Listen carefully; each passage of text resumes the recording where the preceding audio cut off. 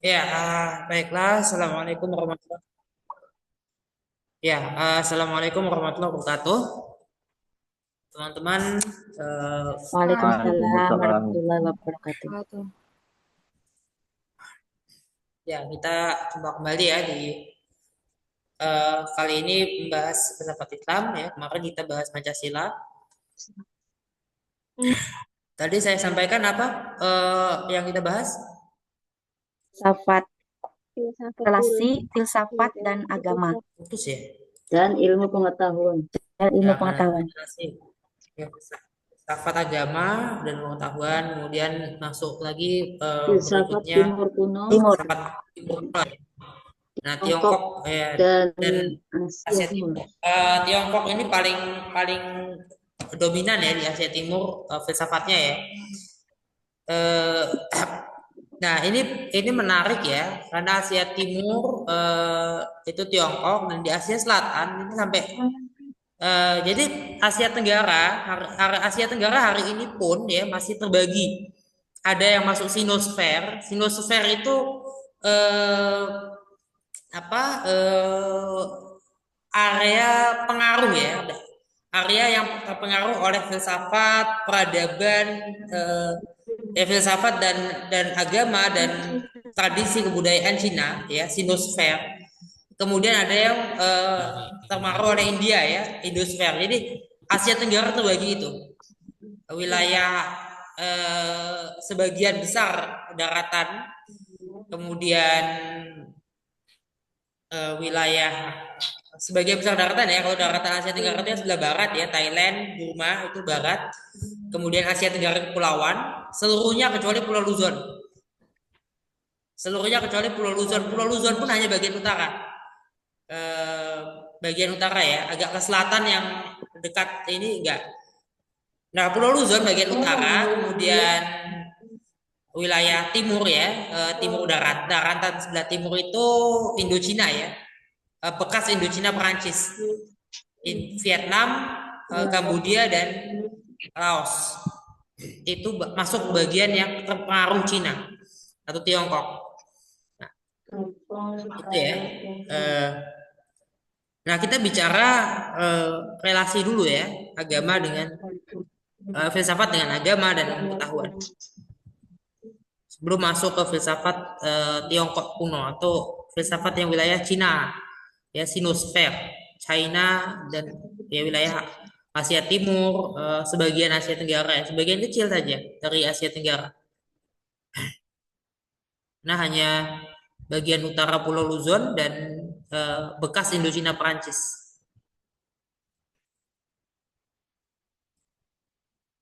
Oke. Nah, agama ya, kita masuk dulu pengertian agama ya. Makanya saya coba teman-teman yang punya kamus Al-Munawir boleh baca, boleh menggunakan kamus ya, kamus Al-Munawir ya. Boleh menggunakan kamus Al-Munawir. Di kamus Al-Munawir jelas ya, terlihat kira-kira kira-kira itu eh, apa ya asal kata dari kata kosakata tertentu ya atau terma tertentu. Nah, kita bicara agama ya, agama ini dari tiga tiga istilah yang paling banyak dipakai ya. Kita menggunakan agama gitu ya, yang berasal dari bahasa Sanskerta.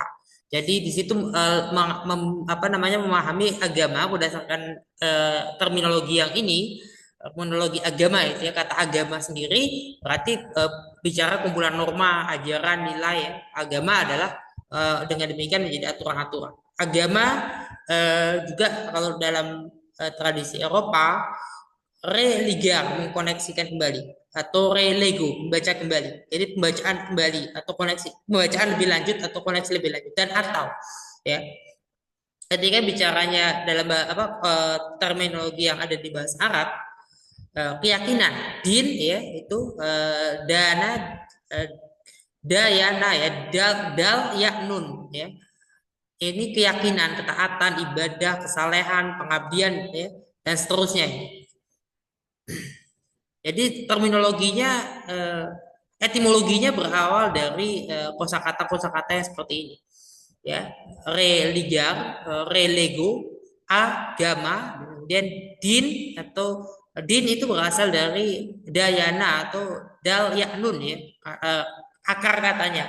Kalau teman-teman bisa lihat di Kamus Al-Munawwir itu di pada ya 3 hurufnya adalah dal yaknun.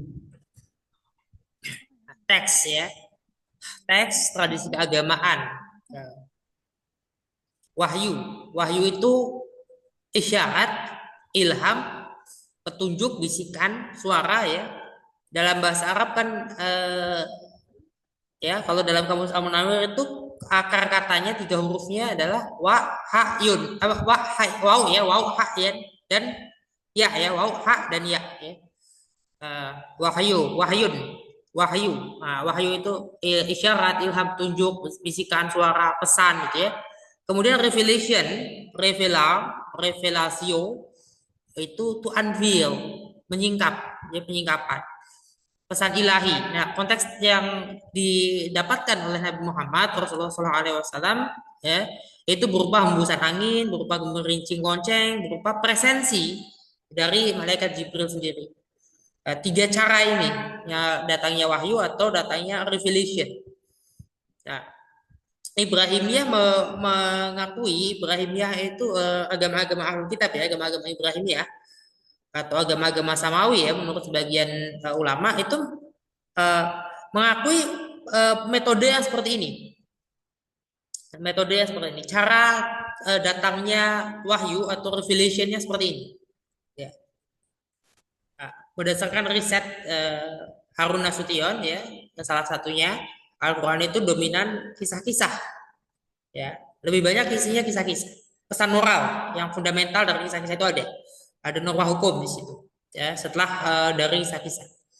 Nah, kisah-kisah dalam Al-Quran itu kumpulan mitos, bukan dongeng ya, bukan cerita yang ada fantasi, enggak, tapi mitos. Mitos itu bukan fantasi ya. Mitologi adalah sekumpulan dari mitos-mitos ya yang membentuk ya, kemudian membentuk folkways. Folkways itu kan system of knowledge, worldview ya, system of faith ya. Nah, ini teks itu isinya ini. Ini kemudian masih dalam perdebatan apakah mitos dulu ataukah agama dulu. Nah, ini masih menjadi pertanyaan. Ini masih terus dipertanyakan. Ada 2 pandangan yang bertolak belakang. Tapi pendekatan kultural dalam studi filsafat itu menekankan sebetulnya mors ya, tradisi adat istiadat. Nah, teks suci itu tetap berkedudukan sebagai sumber mata air pengetahuan. Dalam filsafat oriental begitu. Dalam filsafat Islam juga sama seperti itu. Ya. Nah, teks suci itu berisi mitologi, ada tradisi, ada istiadat, norma, ajaran moral. Ya. Sehingga agama dapat juga dipahami mitologi yang punya mekanisme konversi, doktrin akidah, identifikasi definitif para pengikutnya berhadapan dengan kelompok luar atau orang lain. Ini tidak kemudian menjadi satu ini ya, artinya mitos ya, bukan legenda, bukan dongeng ya, bukan sesuatu yang mengada-ada, bukan. Mitos itu nggak mengada-ada. Sebagian mitos ada yang mengada-ada, tapi mitos sendiri itu tidak mengada-ada. Mitos itu secara umum ya. Nah, peradaban manusia lahir umumnya lahir di lingkungan yang dekat sumber air, dekat sungai, dekat oase, dekat sabana dan stepa, ada di tepi danau, dekat danau ya, tepi pantai, yang manusia berkelompok membentuk pemukiman awal. Ada komunitas petani peternak. Nah, komunitas petani peternak mungkin nelayan untuk desa-desa. Desa-desa yang berkembang pesat menjadi kota, rural, suburban, urban. Ini secara evolusi ya, secara evolusionis memang seperti ini. Dari masyarakat hunter gatherer berubah menjadi masyarakat perdesaan ya, rural menjadi suburban menjadi urban. Itu prosesnya, proses peradaban. Nah, sejarah agama adalah sejarah peradaban manusia. Peradaban manusia adalah sejarah agama. Ini tidak bisa dipisahkan satu sama lain. Nah, agama itu berangkat dari Nah, ini perbedaan mendasar antara agama dengan ilmu pengetahuan. Agama berangkatnya adalah keyakinan, yakin dulu, kemudian dicari bukti kebenarannya, validitasnya. Tapi filsafat dan ilmu pengetahuan sama-sama berangkat dari keraguan. Filsafat menguji setiap jawaban. Nah, kerja agama, teologi itu menguji untuk menemukan kebenaran dogma dan doktrin. Eh, yang sebetulnya dogma dan doktrin itu pasti ada. Ketika kita datang ke dokter ya, mungkin ada yang dokter di sini atau keluarganya dokter, keluarga terdekat ya. Misalnya, kalau periksa ke dokter itu dapat dogma gak sih sebetulnya? Itu kan dogma ya. Dogma itu kan pendapat. Dogma itu pendapat.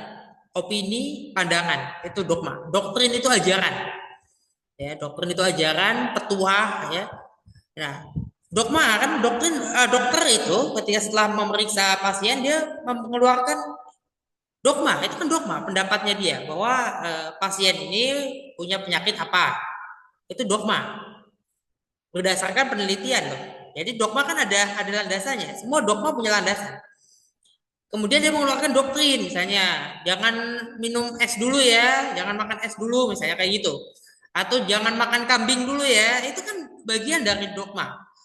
Ya, Bapak Ibu jangan makan kambing lagi deh, udah nggak boleh makan kambing. Itu kan adanya vonis-vonis dokter seperti itu. Nah, kira-kira umurnya tinggal berapa bulan lagi? Itu doktrin.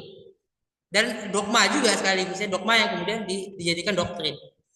Nah, kerja filsafat kan berbeda dengan agama. Kalau agama tadi itu dogma dan doktrin itu diuji untuk benar nggak? Ya, dan mereka harus menemukan bahwa dogmanya benar, bahwa doktrinnya benar.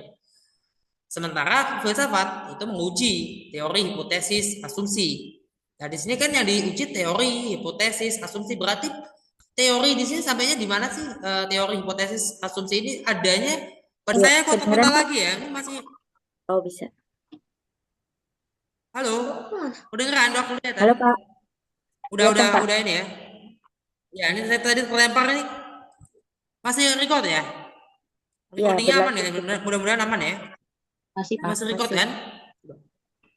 Ini kenapa ya saya kok? Ah, ini kalau gini terus saya coba pakai punya saya aja hotspot. Kayaknya lemah juga kalau di sini. Apa wifi-nya? Coba saya mudah-mudahan mau berubah deh pindah. Ini kok 12.6.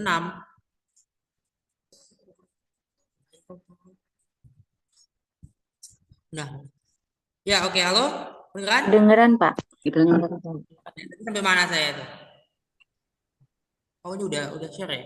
Lagi share ya? Iya, Kedengeran Pak. perbedaan agama, filsafat, dan ilmu pengetahuan. Ya, ya. Ya, ini ya, kita mulai dari awal ya. Berarti ya, tadi sudah sampai ya bicara ya agama ya, dan ya kalau agama ya ini perbedaan mendasar. Agama ya dengan teologi itu menguji untuk menemukan kebenaran dogmanya sendiri, doktrinnya sendiri. Nah, filsafat itu menguji teori, hipotesis, asumsi. Nah, kalau pemahaman berarti fikih itu kan fikih itu kof hak ya. Kof hak itu pemahaman ya, pemahaman agama. Arahnya adalah pemahaman tentang hukum-hukum ya, teachings. Berarti tentang doktrin agama, pemahaman tentang doktrin agama, tentang dogma agama. Pemahaman itu yang diuji. Nah, ini berbeda dengan kerja teologi. Artinya filsafat juga tidak berada pada level yang sama dengan agama.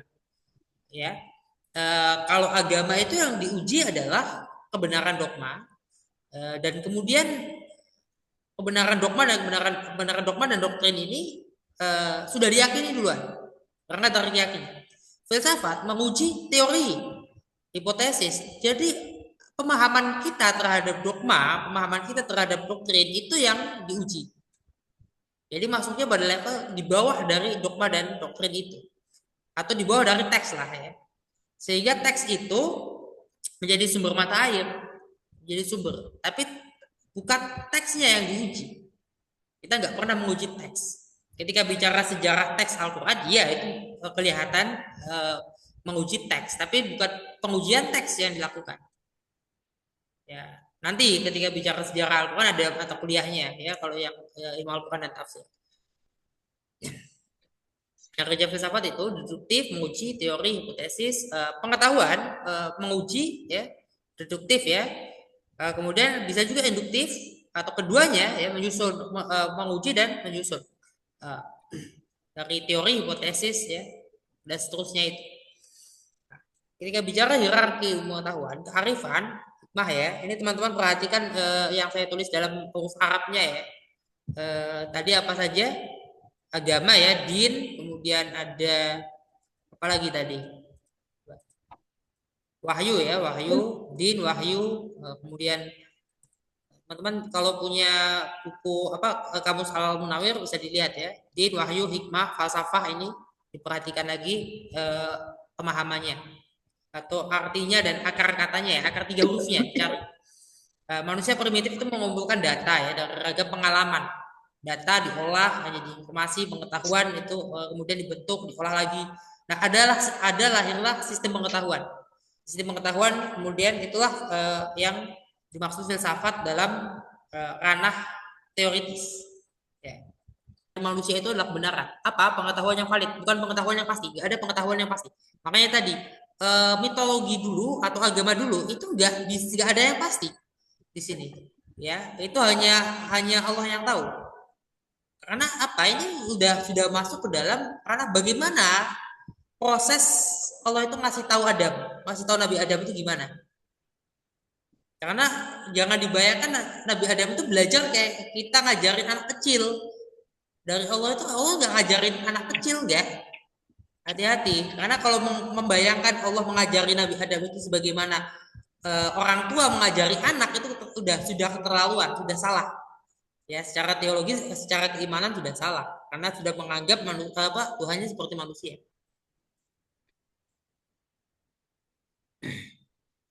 Manusia menyusun sistem pengetahuan. Sistem pengetahuan itu filsafat pada ranah teoritis, kalau pada ranah praktis empiris menjadi way of life atau worldview, ya pandangan dunia atau pandangan hidup, jalan hidup, caranya kita hidup. Ya. Manusia mencari Tuhan. Nah, ini salah satu topik teologi kontemporer. Kenapa masih dibutuhkan Tuhan? Kenapa dibutuhkan agama? Karena orang-orang ya semakin modern, semakin maju, semakin banyak pertanyaan ini. Ya. Kenapa dibutuhkan Tuhan? Kenapa dibutuhkannya Tuhan? Kenapa dibutuhkan ya selain Allah itu kan prima causa. Nah, ada banyak pemahaman soal ini kan? Ada banyak pemahaman soal ini. Ya, kenapa manusia masih membutuhkan? Agama menjadi sumber ya, sejarah peradaban dunia adalah sejarah agama-agama. Sejarah filsafat adalah sejarah agama-agama juga. Semua filsafat sebetulnya berawal dari atau berasal dari agama. Berasal dari ajaran agama, dari teks. Baik teks itu tertulis maupun teks itu tidak tertulis. Oke. Sampai di sini dulu ya, saya stop sharing. Nah, teman-teman untuk bicara hubungan agama, relasi agama, filsafat dengan agama dan dengan pengetahuan gimana? Mau ada yang dibahas dulu? Oke, Ali Jaziah. Iya, saya ya Pak, saya mau menanyakan tadi kan diceritakan bahwasanya teks daripada khususnya Al-Qur'an ya, Al-Qur'an itu kan ada mitologi, mitos atau mitologi kan. Nah, saya mungkin boleh dijabarkan mitologi yang dimaksud di sana tuh apa ya Pak? Karena sepaham saya yang namanya mitos atau mitologi itu kan sesuatu karangan atau perspektif manusia berdasarkan pengalamannya, baik itu berbentuk benda atau berbentuk dewa, lebih banyak ke dewa gitu kan. Ya. Nah, yang sebenarnya itu tidak ada, hanya diyakini sebagian kelompok. Nah, mohon maaf perbedaannya seperti apa Pak? Ya. Biar saya paham. Mitos itu bukan dongeng ya, bukan dongeng, bukan fantasi, karang-karangan itu enggak gitu. Mitos itu kan gini ya, mitos itu antara lain ya pemahaman, bentuk cara manusia memahami sesuatu yang sulit ya, kemudian membentuk mitos, manusia membentuk mitos. Ya mitos itu ada ya,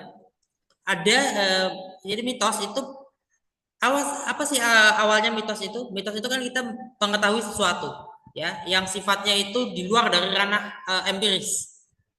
di luar dari pengalaman empiris. Itu memberikan makna atas segala yang sifatnya mistis, yang sifatnya tidak terlihat, yang juga sifatnya berkenaan dengan kesadaran kita. Ya, berkenaan dengan kesadaran kita, dengan asal usul dijelaskan melalui mitos-mitos. Ya, mitos-mitos itu terkumpul ya menjadi mitologi. Nah, mitologi ya itu tidak bisa dimaknai sebagai karang-karangan, fantasi, dongeng, kan dongeng itu berbeda dengan mitologi. Dongeng mungkin ada dalam mitologi, tapi tidak semuanya mitologi itu isinya dongeng. Ya. Nah, mitologi itu Berarti gimana ya? Disebut mitologi itu dia samping dari cara penyampaian ya, dari cara penyampaian juga disebut mitologi ya, karena kita tidak pernah menyaksikan sejarah itu sebagai dan mendengar sejarah itu sebagaimana persis apa adanya, nggak ada walaupun disebut sebagai apa seolah-olah melihat, tapi sejarah sebetulnya kita nggak pernah membaca sejarah itu sebagaimana persis bagaimana aslinya. Nah, ketika bicara proses penciptaan, di situ ada mitologi, ya. Ketika bicara apa makhluk-makhluk tertentu, ada mitologi di situ. Apakah mitologi itu suatu karang-karangan? Enggak, itu jelas ada bukti-buktinya bahwa mitologi itu nyata. Nah, kaitannya dengan dewa-dewa Yunani atau Romawi atau Nordik ya, itu nanti insya Allah kita bisa bahas sedikit. Eh, ya, yang jelas memang mitologi itu ya, Mas Ali ya, jangan jangan dipahami sebagai dongeng. Mitologi bukan dongeng. berarti ini terlepas dari pengertian mitologi yang diambil dari Yunani ya, Pak. Biar saya nggak salah paham maksudnya dalam Ya, mitologi itu memang sebetulnya bukan dongeng. Oke, siap Pak, Ya. makasih. Sementara ya kita lihat nanti gini ya, misalnya dewa-dewa Yunani itu kan para nabi ya. Hermes itu nabi. Itu sudah terbukti. Hermes itu kan maksudnya Nabi Idris. Menjadi dewa Hermes. Itu kan salah satu contoh ya. Artinya kita bicara Idris dan konsep Idrisnya kita dengan konsep Hermesnya Yunani sebetulnya sama. Kalau baca mitologi Yunani mungkin sebetulnya mereka nggak bicara dewa dewi atau konsep dewa dewi ya. Sebetulnya mereka itu ingin bicara soal nabi-nabi mereka yang mereka angkat dari tadinya nabi jadi Tuhan gitu. Jadi mereka ada jalannya untuk apa? Untuk melenceng dari mitologi yang benar menjadi mitologi yang salah.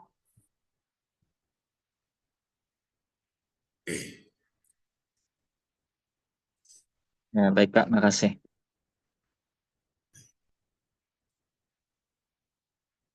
Ya, Bu Nurisa.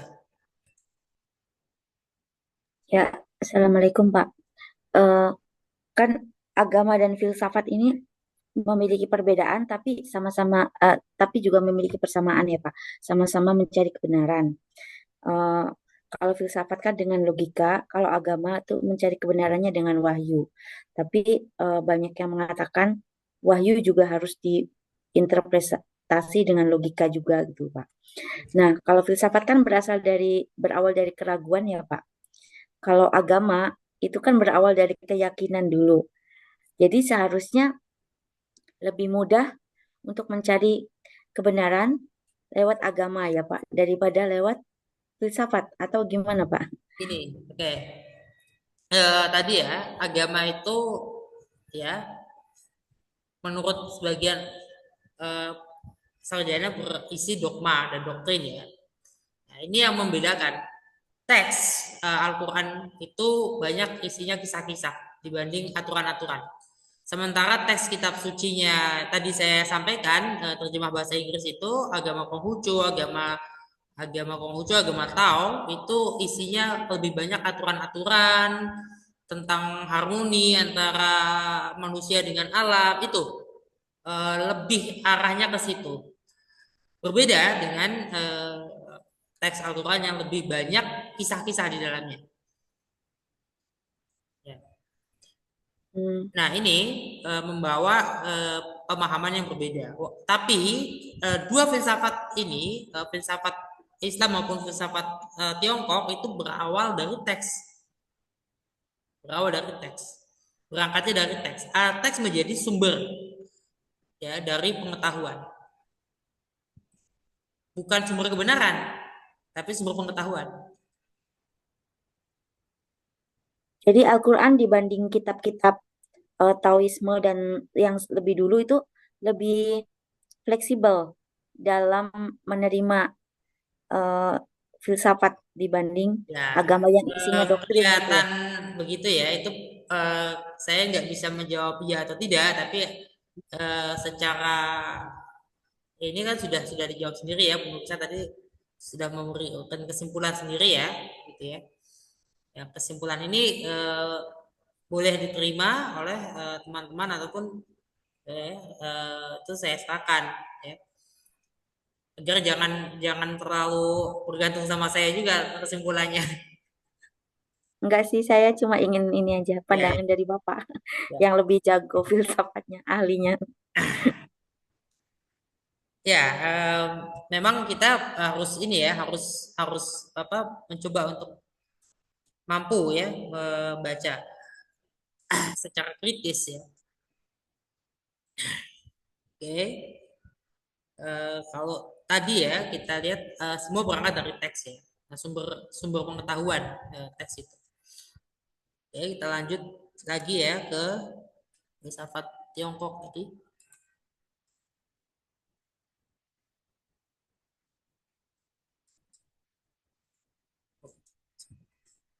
Nah, ini langsung ya.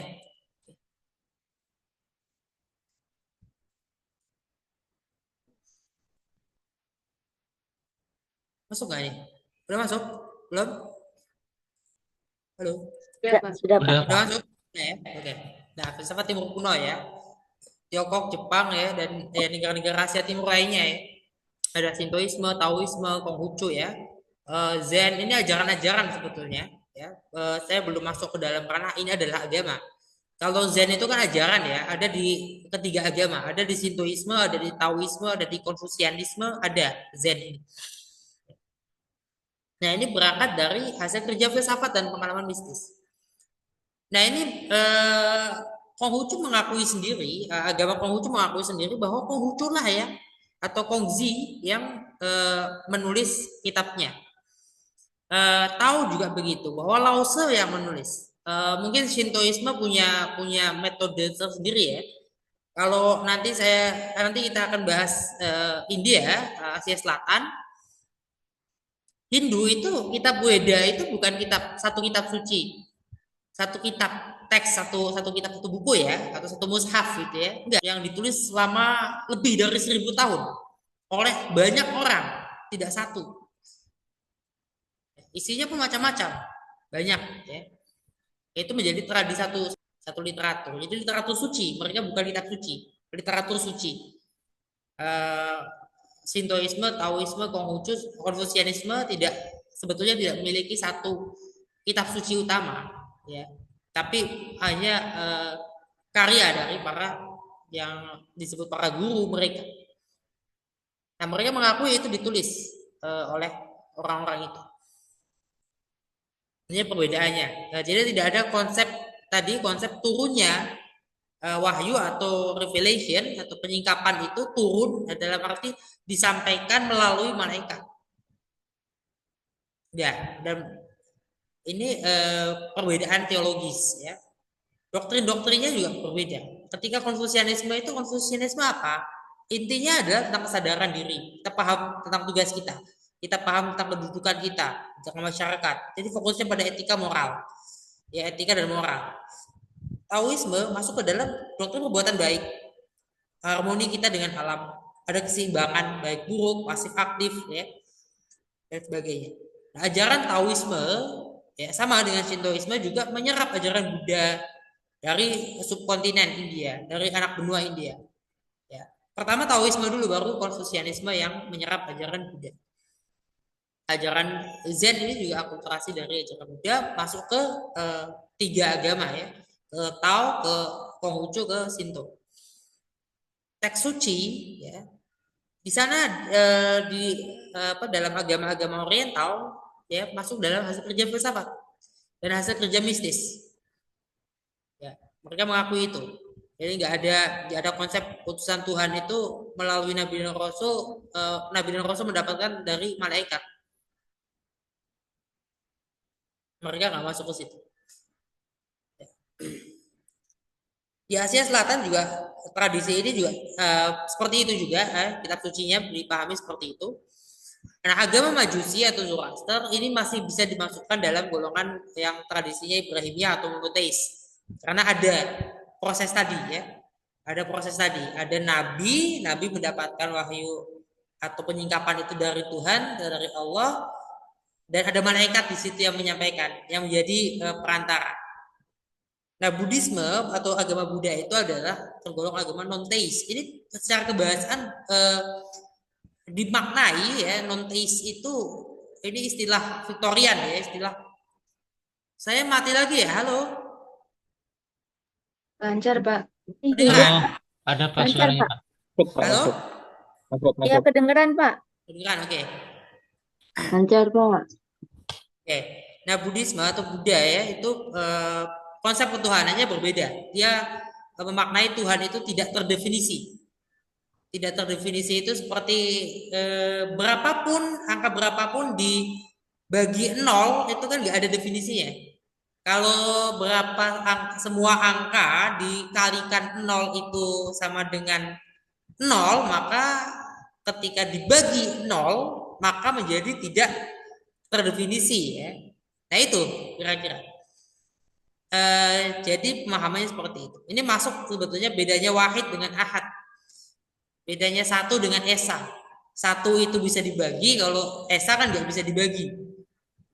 Nah sementara Buddha itu diikuti kemudian oleh Tao, Konghucu, Shinto ini Tuhan itu dibagi 0.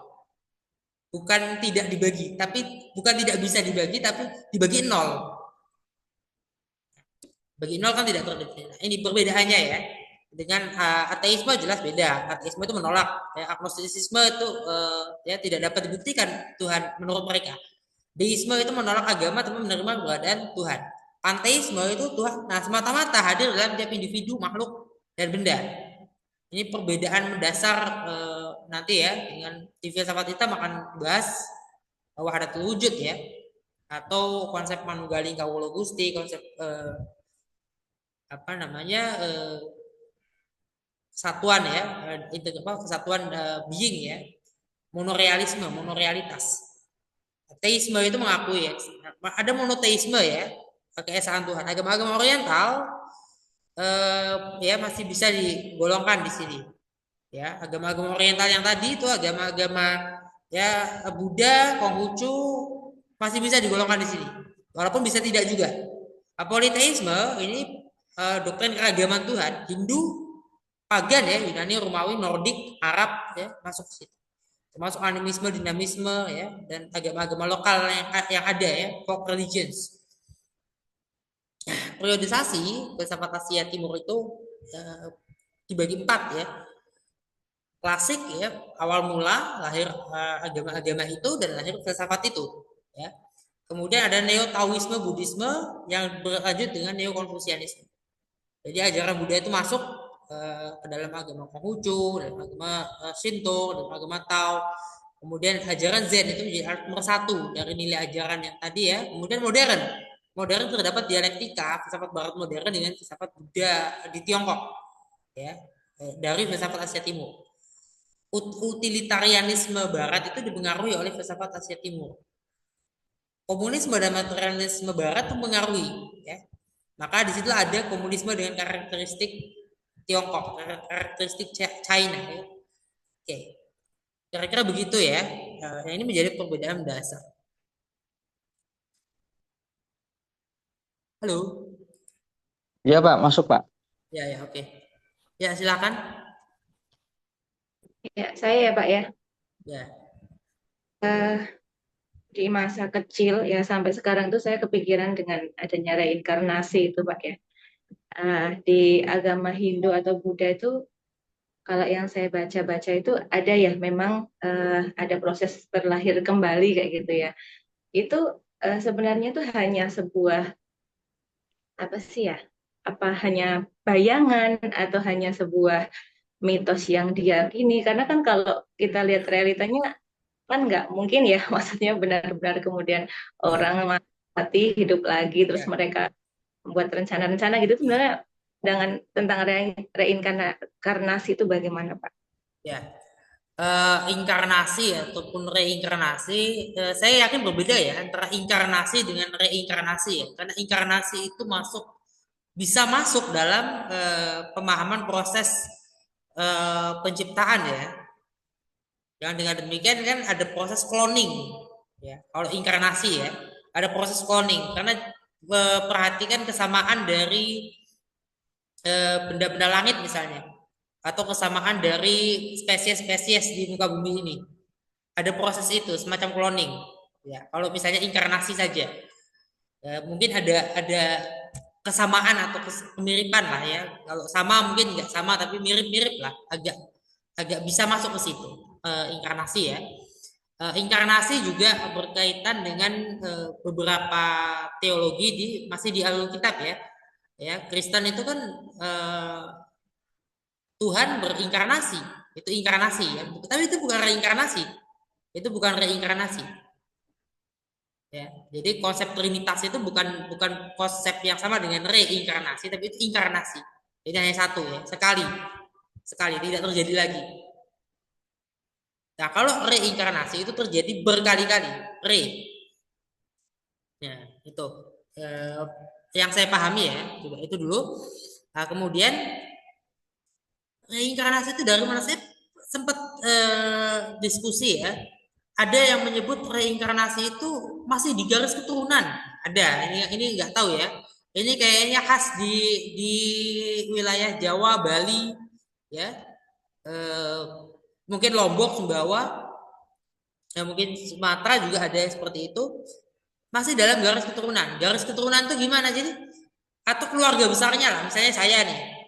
Misalnya bisa jadi saya reinkarnasi dari salah satu anggota keluarga besar saya di masa yang lampau misalnya.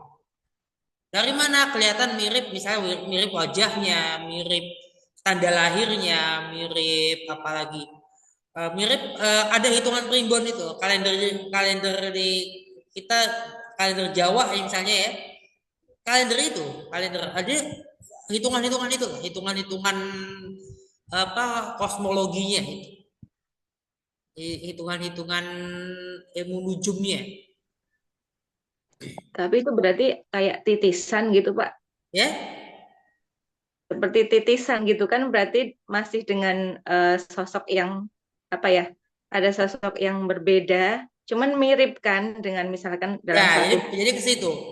Itu ada menghubungkan ke situ ya. Tapi kemudian ini perlu perlu saya sempat nanya juga ke dosen teologi kontemporer ya waktu saya belajar teologi kontemporer S2 itu.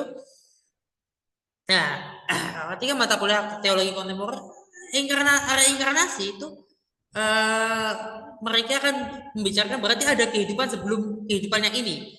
Ya, kehidupan kita sebelumnya. Tapi dia pernah nanya sama orang yang meyakini reinkarnasi itu.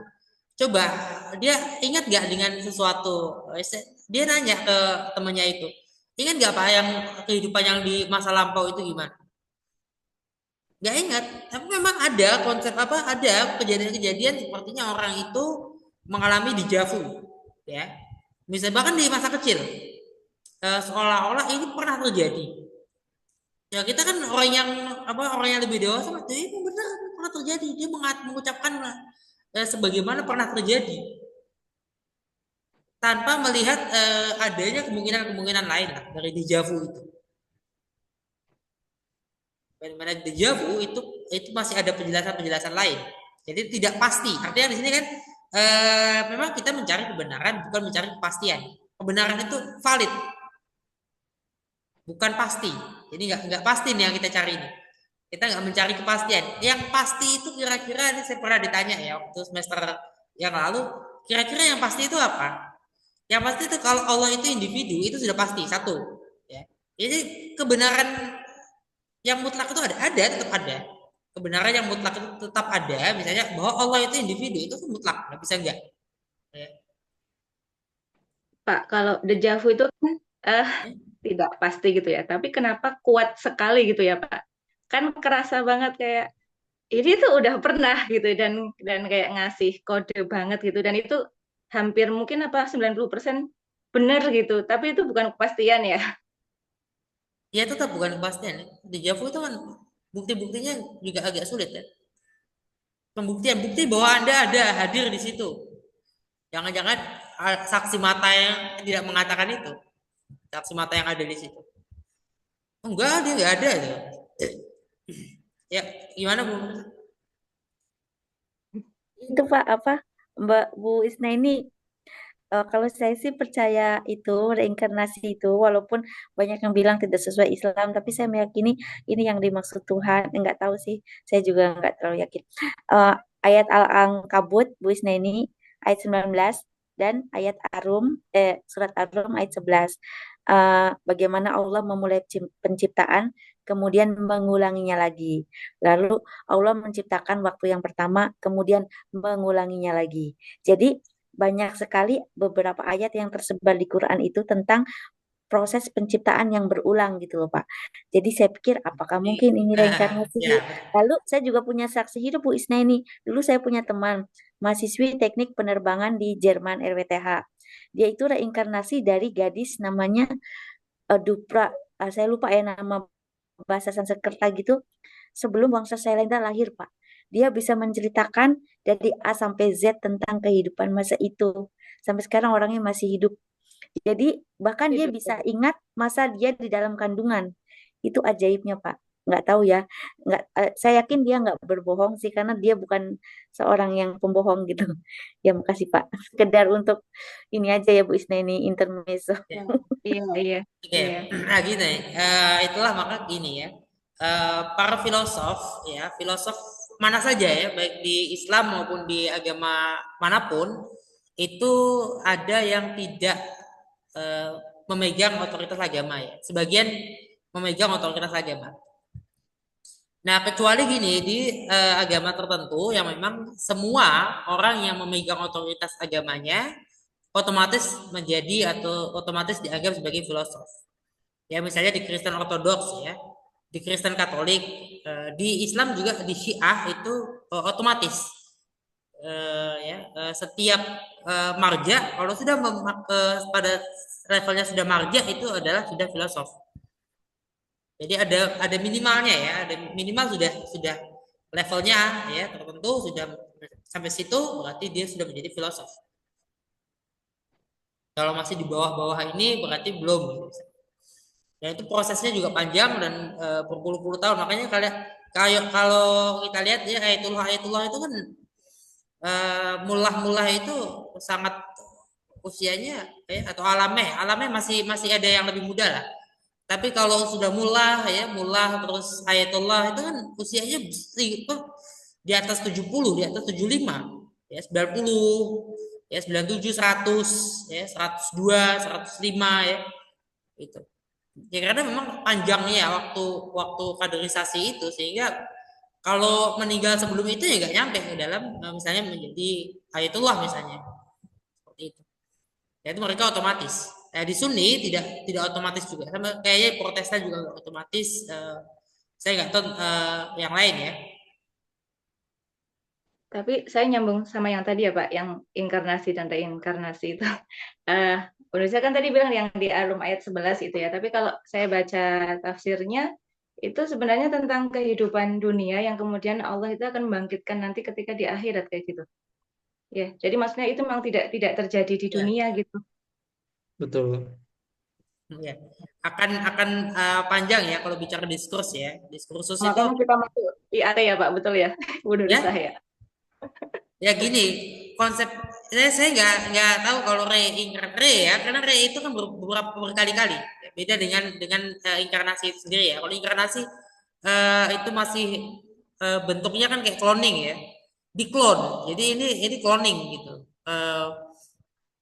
atau ya ya bentuk cloning cloning dalam dalam makna yang tidak fisikal ya. Misalnya cloning itu kan terjadi nggak ketika misalnya al-halaj misalnya dengan kalimat-kalimatnya itu atau Syekh Siti Jenar ya itu kira-kira cloning dia itu sampai pada level itu diskursus yang berat dan jelas gimana ya sulit untuk saya memahami ya tapi eh, menurut misalnya Zainal Abidin Haidar Bagir ya menurut Haidar Bagir itu ada penjelasannya ketika Al-Halaj ngomong itu ketika Syekh Siti Jenar ngomong itu ya tidak apa asal-asalan dia mestinya ada pemahaman yang logis sih.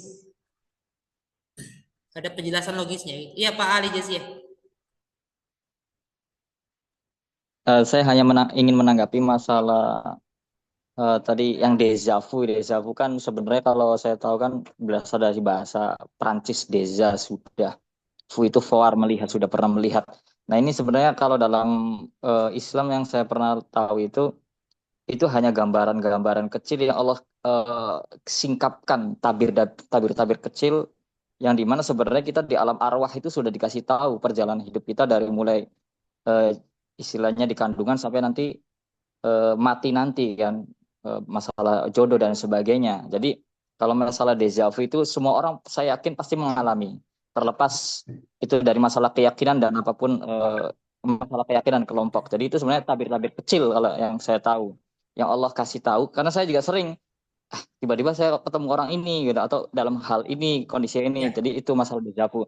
Kalau reinkarnasi sih saya setuju banget dengan namanya Ibu Isnani itu bahwasanya secara logika aja lah kalau misalkan satu makhluk terutama manusia yang mukalaf yang ada beban dosa dan surga gitu kan kalau misalkan hari ini bisa berbuat dosa besok mungkin dia berencana menjadi seseorang yang lebih baik karena tahu bahwasanya dia dulunya adalah pendosa. Ini secara logika udah nggak masuk sebenarnya sih.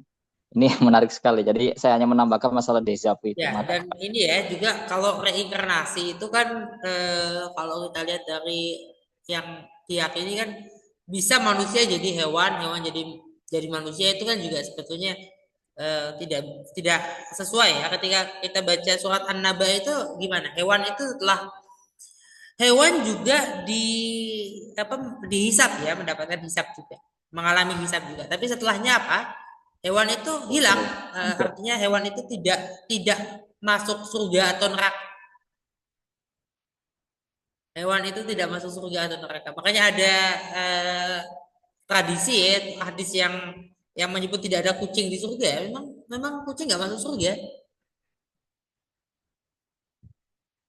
Tapi kalau kemudian ada apakah anjing masuk surga? Anjing ada yang masuk surga, tapi ada yang tidak semuanya gitu. Jadi pilihan bagi hewan itu lebih lebih apa sangat berbeda dengan pilihan bagi manusia. Pilihan bagi hewan adalah mau masuk surga atau mau tidak sama sekali, tidak ada. Dia hilang. Berarti kalau dia bisa hilang begitu, ternyata kira-kira nyawanya sama nggak? Ruhnya sama beda, nggak? bebannya pun Beda. beda. Berarti ruhnya berbeda dengan ruh kita. Nah, kan dengan demikian nggak mungkin ruh yang sama bisa masuk di dua tiga spesies yang berbeda. Ini juga juga apa ini lagi dengan tadi kan kalau kemarin kita kemarin ya sudah dibahas ya bahwa eh, proses apa evolusi yang melibatkan Tuhan, proses evolusi yang melibatkan penciptaan ya evolusi dalam dalam kaitannya dengan penciptaan itu jelas berbeda. Kalau evolusi yang dimaksud oleh ya kalangan barat sekuler itu kan evolusi yang random, yang tidak ada polanya, tidak ada arah tujuannya. Dari mananya ketahuan, tapi arahnya kemana nggak ada yang tahu. Nah ini menjadikan nggak mungkin ternyata arah kemananya nggak ada yang tahu. Kalau arah kemana nggak ada yang tahu itu bisa terjadi orang hutan jadi apa berhubungan dengan manusia bisa menghasilkan keturunan kan enggak. Tapi sama-sama hominide. Manusia ada yang dikutuk di monyet itu Pak pada hari Sabtu. Ya, tapi berbeda di sini itu. Ya. manusia dengan simpanse, dengan gorila, dengan orangutan tidak bisa berhubungan seks kemudian melahirkan keturunan. Artinya kan di sini ada arahnya kan, yang mana yang akan menjadi manusia. Walaupun memang ada, kalau perhatikan ini ya, saya baca artikel di berita ya, di situs berita, generasi alfa ini lebih dominan Neandertal, dominan apa DNA Neandertalnya dibanding generasi sebelumnya. Z agak lebih banyak daripada generasi milenial dan generasi X dan seterusnya ke belakang, tapi ini generasi alfa ini sangat dominan. Dan perhatikan generasi alfa, ya, kalau Neandertalnya sangat dominan, tapi perhatikan misalnya kayak susunan gigi, saya nggak tahu ya. Saya dapat ketika diskusi dengan salah satu senior ya, ini gigi taring kita ini makin makin lama makin ke bawah, makin ke generasi di bawah, makin tumpul. Coba diperiksa deh. Kalau ada yang sudah punya cucu, Bu Nurisa udah punya cucu, gigi taringnya lebih serius ini. Belum, Gigi Pak. taringnya lebih tajam, ya, lebih tajam di generasi yang di atas. Berarti kan generasi yang saya kan milenial. Generasi Taring X saya itu lebih lebih tajam tajam dari dari Pak generasi Pak ya. dosen. Gimana? Taring saya lebih tajam dari taring Pak dosen. Iya, Waduh. kemungkinan seperti Ya, itu ya. tidak. Artinya kemungkinan ada itu. Ada itu. Saya masih karnivora, Pak. Bapak sudah makan sayur. Ya, artinya ini terjadi ya proses itu. Tapi kan nggak kemudian berubah jadi spesies yang apa yang berbeda dalam arti jauh ya. Iya, masih sama. Kalaupun jauh itu kan ada arahnya, ada arahnya. Dan arah itu jelas.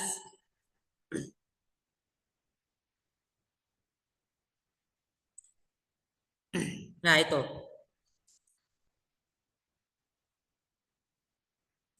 ya.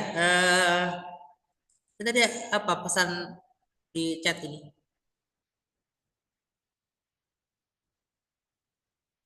Oke. Ya, halo, pendengaran? Ya, Beneran, masuk, Pak. Pak. Ya, gimana? Ada lagi?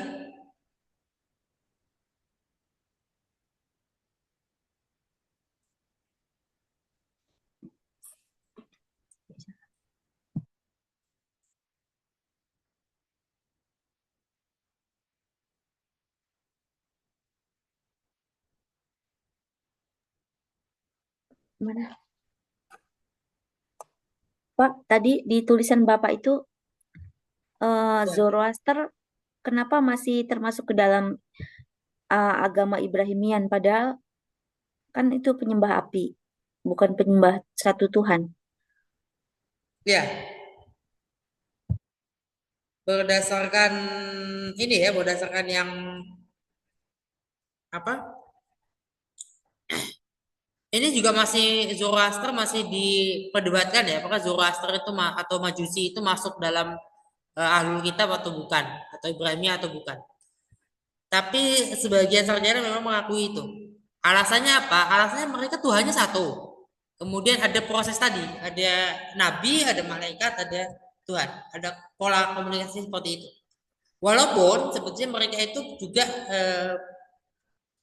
mereka itu gimana ya?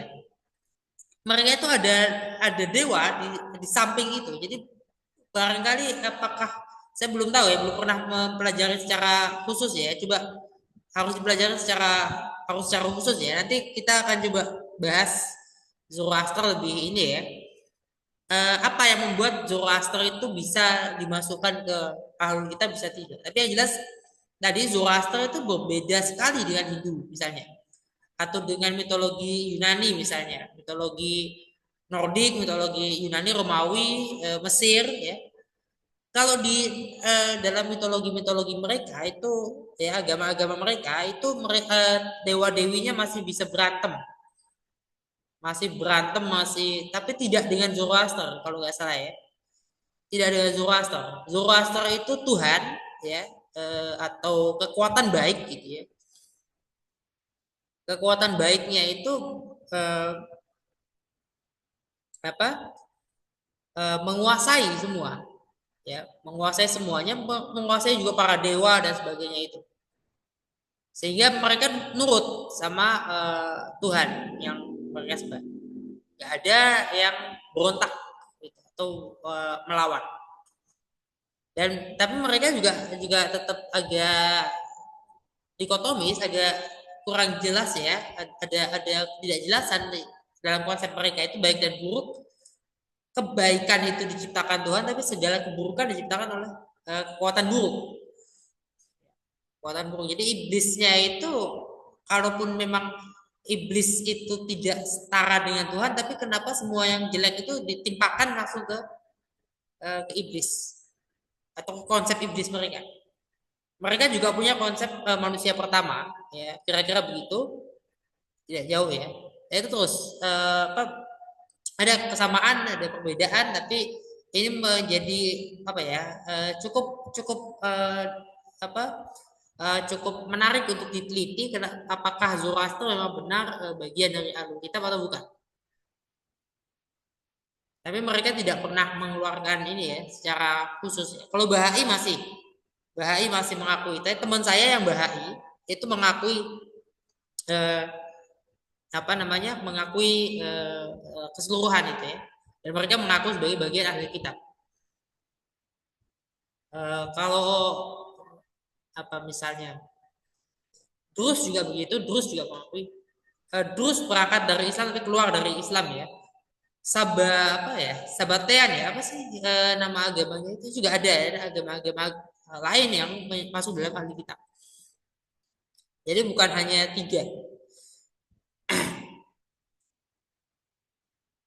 Itu ada dalam diskursus agama-agama ya, studi agama-agama.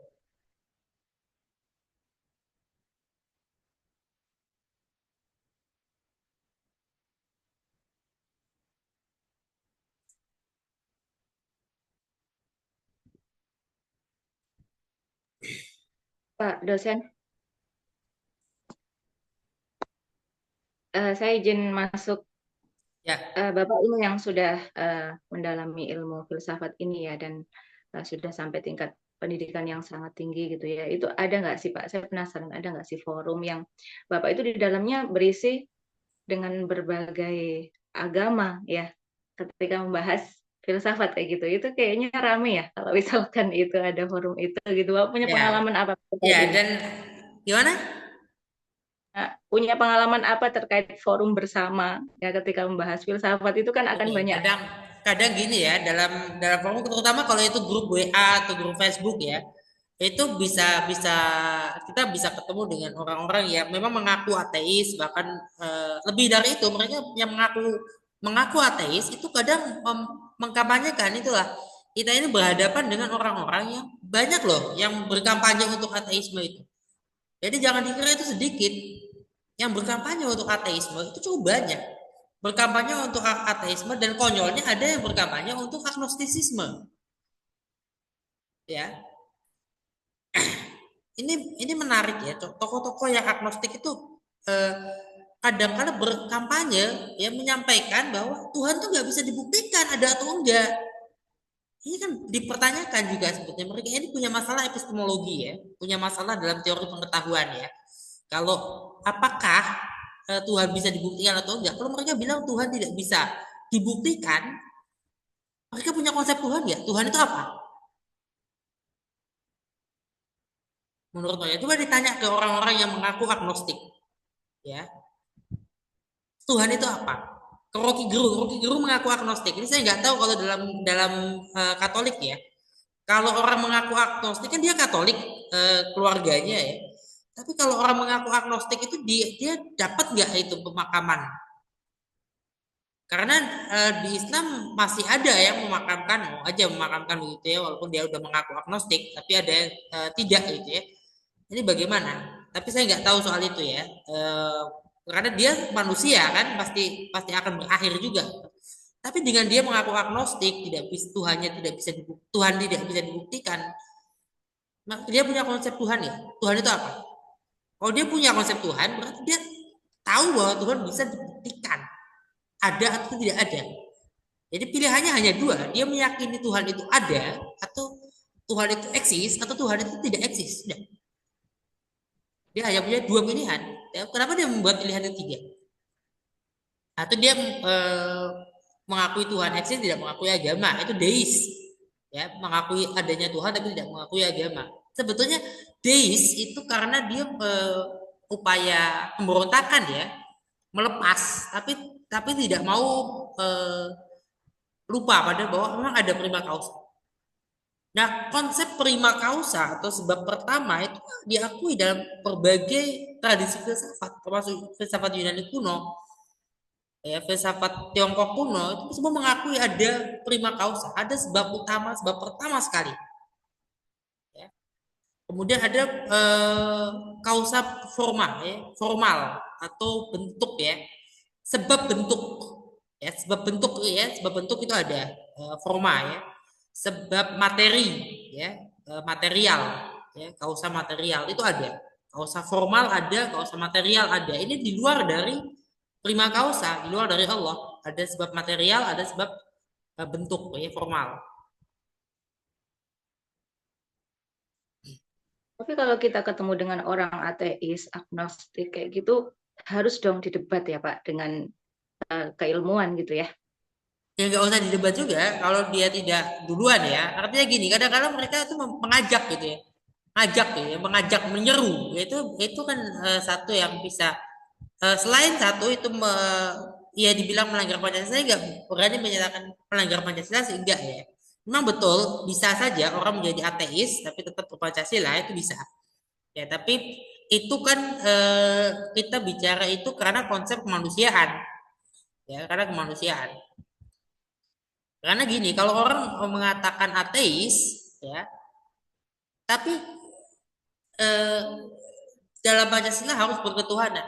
Berarti dia harus menerima teks, ya, harus menerima teks. Nah, teks itu kan setidaknya sumber pengetahuan, ya, sumber pengetahuan bukan sumber kebenaran.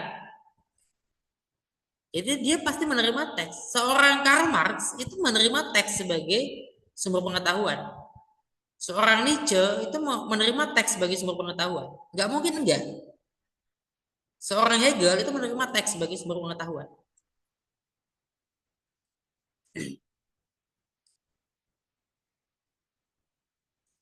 Jadi ketika gereja Katolik menghukum Galileo Galilei karena dianggap melawan dogma, melawan doktrin gereja, itu juga sebetulnya padahal Galileo menjadikan teks itu sebagai sumber pengetahuan, bukan sumber kebenaran atau sumber kepastian.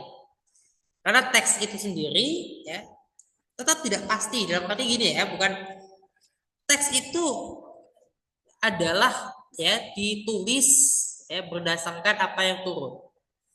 Yang turun bentuknya tadi kan ada gemerincing lonceng, ada hembusan angin, ada presensi ya atau kehadiran kedatangan malaikat Jibril secara forma ya, secara forma bentuknya malaikat Jibril hadir di hadapan Rasul. Bentuknya, kalau bentuknya berarti kita nggak lihat ya. Kadang-kadang dalam bentuk yang lain ya, ada seorang laki-laki datang kemudian bertanya kan apa itu Islam, apa itu ihsan ya, kemudian uh, orangnya Rasul gitu, orangnya pergi, Rasul bilang ini tadi malaikat Jibril. Itu berbeda ya, bukan itu. Tapi kita bicara tadi konsep konteks turunnya wahyu adalah tiga bentuk itu ya. Ada gemerincing lonceng, ada hembusan angin, ada presensi malaikat Jibril ya. Bentuknya hadir ya, formanya hadir di hadapan Rasul. Nah, itu dengan demikian ya, itu ada proses ya turunnya wahyu. Tapi proses itu kan ternyata tidak seperti yang kita bayangkan. Proses itu tidak seperti yang kita bayangkan. Kita nggak hadir di saat Rasul menerima wahyu.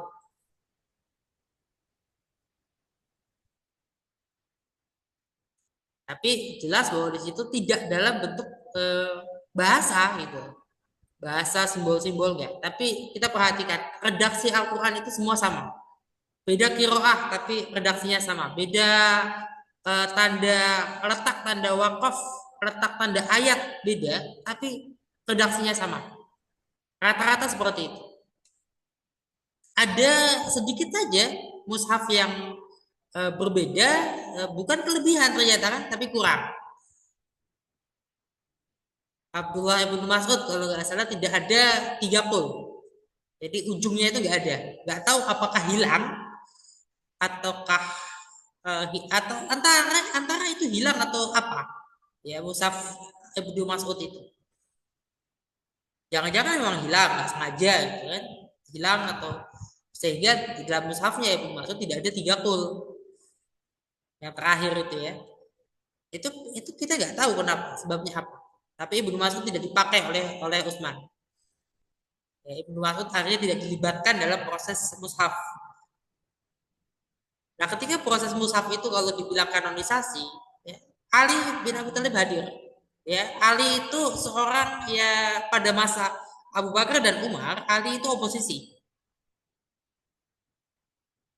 Karena peristiwa Saqifah ya, itu ada unsur politiknya.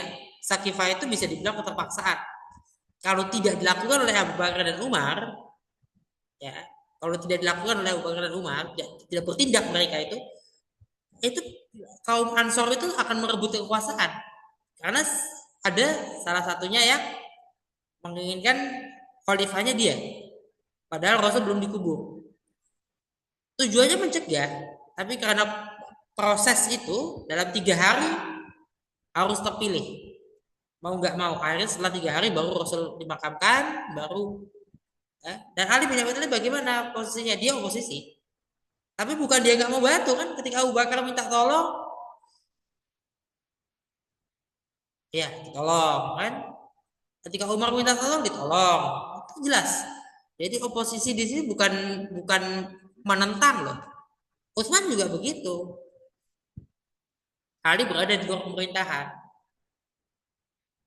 tapi selalu menjadi yang nomor 1 kalau dimintai tolong, kalau ada ya, termasuk ketika terakhir ada keributan soal yang kemudian menjadi fitnah ya, itu kan Ali bin Abi Thalib sudah hadir berkali-kali dan dilibatkan terus.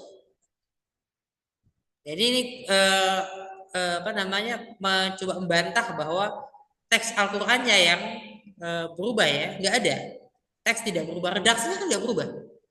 Tanda wakafnya berubah, berbeda-beda, iya tanda wakaf ya. Tanda ayat berbeda-beda, iya tanda ayatnya berbeda-beda, letaknya ayat berbeda-beda.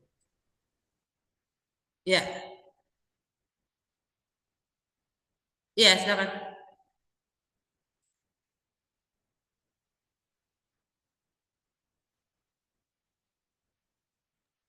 Suaranya belum terdengar Mbak Indri. Oh iya, iya maaf Ibu. Sudah ya? Ya, Sudah. silakan. Begini Pak, izin bertanya. Saya kan baru ya belajar filsafat gitu. Setelah belajar filsafat tuh, jadi saya banyak mempertanyakan segala hal gitu Pak. Termasuk ada momen di mana saya mengkritisi agama saya sendiri begitu. Nah, apakah itu wajar? Dan sedangkan di agama saya itu kan dikatakan kita harus sami'na wa ata'na ya Pak. Jadi saya harus seperti apa, dan yang ingin saya tanyakan lagi, apakah kita nanti belajar filsafat Islam juga biar imbang gitu Pak. Maksudnya kan kita belajar filsafat umum tentang dari agama lain juga gitu kan. Nah, nanti kita belajar dari agama kita juga tidak Pak. Ya, Begitu. nanti filsafat Islam itu semester berikutnya ya, kalau nggak salah. Filsafat Islam semester berikutnya ini sudah mulai dipecah ya. Tadinya filsafat umum dengan filsafat Islam itu disatukan, sekarang dipecah lagi. Filsafat Islam semester berikutnya ya, semester genap. Nanti semester gaji lagi, semester 3 ada filsafat ilmu. Gini loh, kita kritis ya, membaca dengan kritis. Membaca Al-Quran itu dengan kritis. Bukan membaca Al-Quran dengan keraguan. Beda loh, kritik itu tidak melulu berangkat dari keraguan. Tidak melulu berangkat dari bedanya teologi kan teologi. Ketika kita bicara teologi ilmu kalam itu kita sudah yakin dulu. Ya, yakin dulu baru kita kemudian mencoba mencari benar ya bahwa dogma ini. Dogma yang ada, doktrin yang ada. Ya, kemudian Al-Qur'an memang bukan kitab sejarah. Ya, Al-Quran itu bukan kitab sejarah. Apa yang ditulis kisah-kisah itu bukan sejarah. Sejarah dalam arti kejadian di masa lalu bukan. Karena kalau jadi laporan jurnalistik kejadian masa lalu itu akan sulit. Atau laporan detail, laporan event misalnya. Ya, laporan event kejadian kan ya bahasanya akan sangat berubah ya, bahasanya akan sangat berubah ketika mengisahkan Firaun mengejar Nabi Musa, kemudian terbelahnya Laut Merah. Itu kalau bahasa Al-Quran akan sangat berbeda, akan sangat bahasa yang membosankan ketika sebagaimana ya. Dan kemudian ketika kitab suci Al-Quran itu tidak banyak metafora, ya Al-Quran itu begitu banyaknya metafora. Nah, ada yang kemudian membawa penafsiran di antara para ahli tafsir ya, ada yang tafsirnya itu alirannya, paradigmanya adalah seluruh Al-Quran berarti 100% Al-Quran itu metafora. 100%. Ada yang mencapai sampai segitu, sampai 100%. Ada yang hanya 80, 70, ya, ada yang 50-50. 50-50 itu dalam artian kita tidak tahu yang mana yang metafora, yang mana bukan. Tugas kita hanya mencoba memahami, udah.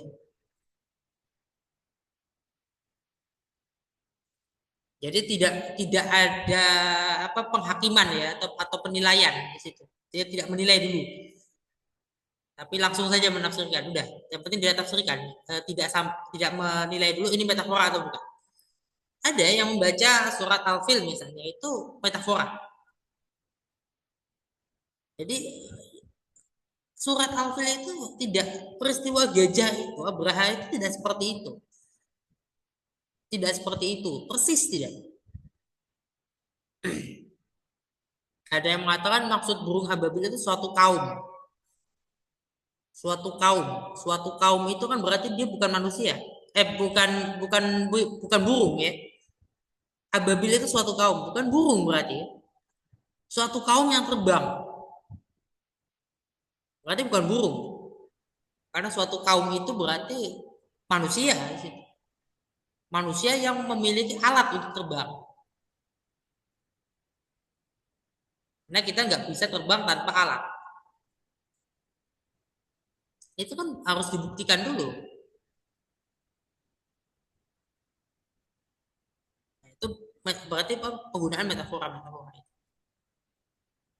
Ada yang menyampaikan bukan gajah betulan, karena kalau gajah betulan dia nggak mungkin lewat Hijaz. Hijaz itu tidak bisa dilewati oleh gajah.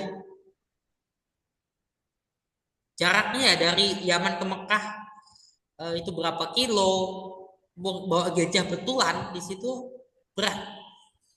Nah, itu kan bagian dari upaya-upaya penafsiran. Nah, makanya membaca Al-Quran ya memang harus membaca teks itu secara kritis, bukan dengan keraguan. Ya, gimana? Pak, nanti kita akan belajar metode-metode dalam filsafat atau bagaimana, Pak? Ya, bentar, kita lihat ini ya. Perlu saya buka itunya ya. S. Absensi udah ini, udah Sudah, sampai, Pak. udah diisi.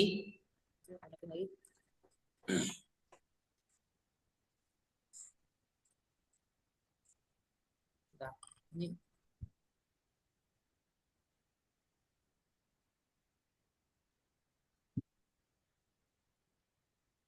Tahan dulu. Ya. Setelah ini kemudian Romawi dan Yunani, Sokrates pasca filsafat Islam, filsafat Barat. Kalau filsafat Islam nanti kita bicara lebih banyak berkaitan dengan tema-temanya ya. Saya mencoba lebih fokus di tema-tema, topik-topik dalam filsafat Islam, bukan pada sejarahnya orang-orangnya. Karena kalau kita fokus di individu itu akan sangat terpencar nanti topiknya. misalnya hermeneutika atau Siapa tadi kemarin diganti? bukan logika Pak, maksud saya seperti contohnya hermeneutika gitu loh Pak. Cara Hermeneutika kayaknya ada deh ya. Nggak tahu saya semester 3 ada nggak hermeneutika nanti? Teman-teman saya belum belum mengajar hermeneutika di luar dari ini, di luar dari hmm, kelas yang khusus SUPI ini. Kemarin iya, hermeneutika sudah saya ajarin hermeneutika, semiotika. iya. Tensi, epidemiologi. Yang IAT siapa aja di sini? Saya Pak IAT. Ya IAT Pak. Enggak ada ya Ada ada di ya.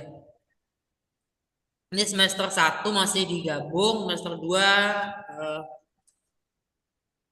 semester 1 2 3 kalau nggak salah ya yang digabung. Atau 3 enggak ya? Lupa. 3 kayaknya enggak, kemarin IAT sama PAI lah.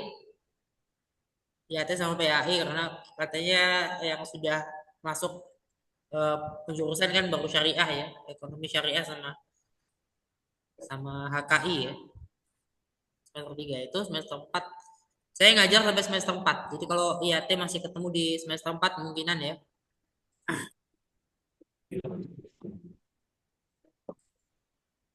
Berarti kalau HKI enggak ya Pak? Ya, Kalau HKI nggak tahu semester 3 nggak ketemu saya ini yang HKI, yang hukum keluarga Islam. Mungkin mau ngajar filsafat keluarga, Pak. Kenapa? Mungkin mau ngajar filsafat keluarga. Ada ya filsafat keluarga ya? filsafat umum aja udah pusing, apalagi yang detail ya Mas. Kayaknya usul fikih ya. Kalau usul fikih itu kan di ini ya, tapi bukan bukan saya ya yang ngajar, bukan bukan keahliannya. Ya itu ketika ketika masuk dalam ini ya dalam kajian filsafat ya filsafat eh, ya beda dengan kajian syariah yang fikih ya. Pakan lagi, itu ikut dipakan itu. Itu kan entek kan. Ya gimana? Ada lagi? Ya saya Iya, Pak. Pak. Ya Ya, udah. Ya ya, silakan Pak Aziz. ya silakan gimana? Halo. Monggo Bu Isna ini dulu. Baik, terima kasih. Tadi menanggapi yang Mbak Indri gitu ya.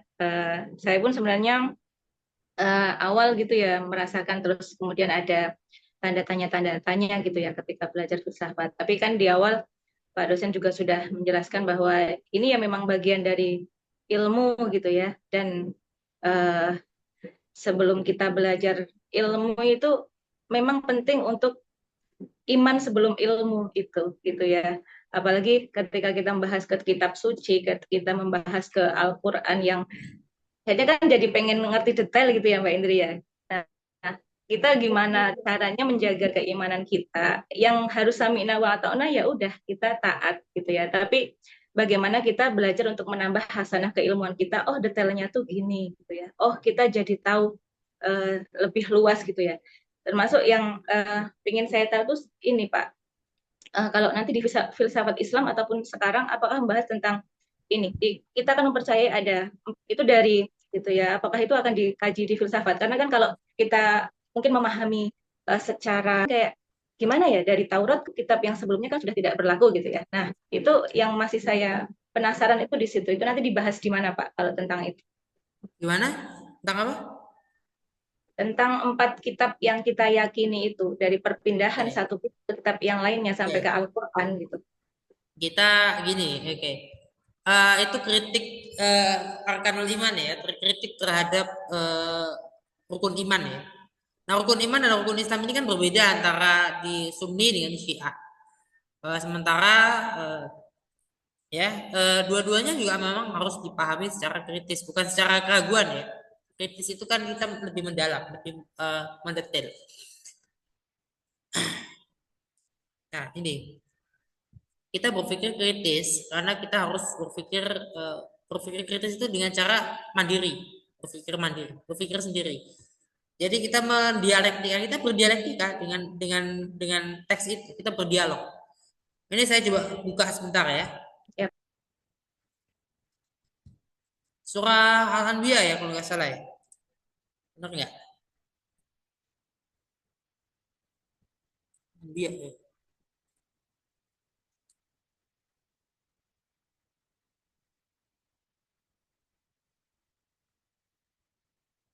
Iya, benar ya. Ada yang bisa buka ininya, terjemahannya yang lebih cepat? Al-Anbiya 30, Al-Anbiya 31 ya? 30. 31 coba dari 31 ya. 31 itu ya. Bentar.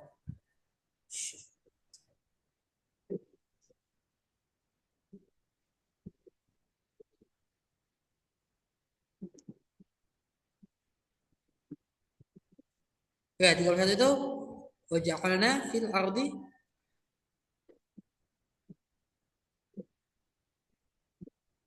Kalau saya buka ini takut agak berat ya, buka di laptop ininya. Teks terjemahan lebih berat soalnya.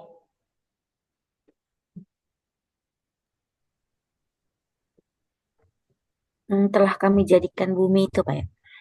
Ya.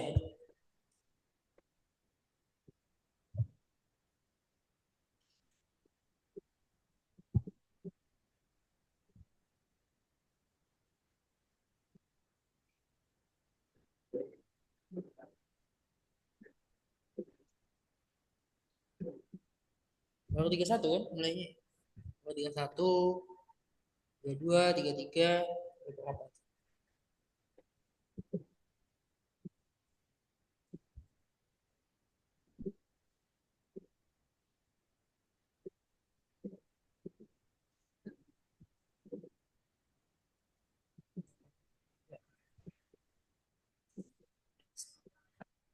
Kami menjadikan langit sebagai atap yang terpelihara, tetapi mereka tetap berpaling dari tanda-tandanya yang menunjukkan kebesaran Allah seperti matahari dan bulan.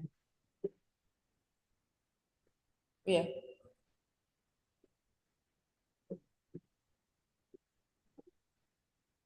Kami telah menjadikan di bumi gunung-gunung yang kukuh agar tidak berguncang bersama mereka, dan kami menjadikan pula di sana jalan-jalan yang luas agar mereka mendapat petunjuk.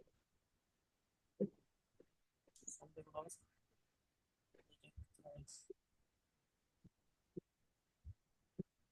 Ya, setahu saya dari situ dari 31 setahu saya kan dari situ. Ya, bisa mulai dari 30 kan ya Pak, karena di situ menjelaskan tentang Iya, bisakkah yang kita itu dari beriman 30 gitu ya. ya. Ya, dari 30 bisa, dari 30 benar. Dari 30. Malah 29. Atau 28 malah kalau lebih ini lagi. Oke, kalau di 30 itu kan coba bacanya 30. Apakah orang-orang kafir tidak mengetahui bahwa langit dan bumi keduanya dahulu menyatu, kemudian kami memisahkan keduanya, dan kami menjadikan segala sesuatu yang hidup berasal dari air, maka tidakkah mereka beriman? Ya, terus 31-nya? Kami telah menjadikan di bumi gunung-gunung yang kukuh agar tidak berguncang bersama mereka, dan kami menjadikan pula di sana jalan-jalan yang luas agar mereka mendapat petunjuk. Ini sampai 33 ya. Oke. Ini eh, kita tahu ya bahwa teks itu yang seperti ini kan tidak mungkin dipahami secara tekstual begitu. Karena kalau kita memahami secara tekstual, hati-hati akan masuk ke dalam eh, ya apa yang dipahami oleh mitologi Yunani, apa yang dipahami oleh ya bukan mitologi Yunani ya, mungkin lebih tepatnya pagan Yunani ya, agama pagan.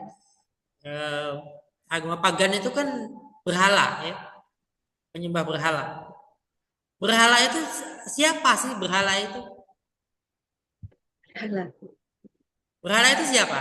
Siapa saja berhala itu? Ada para Yang nabi di situ yang ya para nabi dan rasul yang disembah oleh Yang dituhankan. yang dipertuhankan oleh orang-orang Yunani Romawi kuno. Nah, Jadi misal eh, di agama-agama Oriental ya, Konghucu, Tao juga seperti itu. Eh, jadi eh, aslinya agama-agama di Asia Timur itu kira-kira begitu. Agama-agama di Asia Selatan ya, yang kemudian ada Hindu di situ juga kira-kira begitu.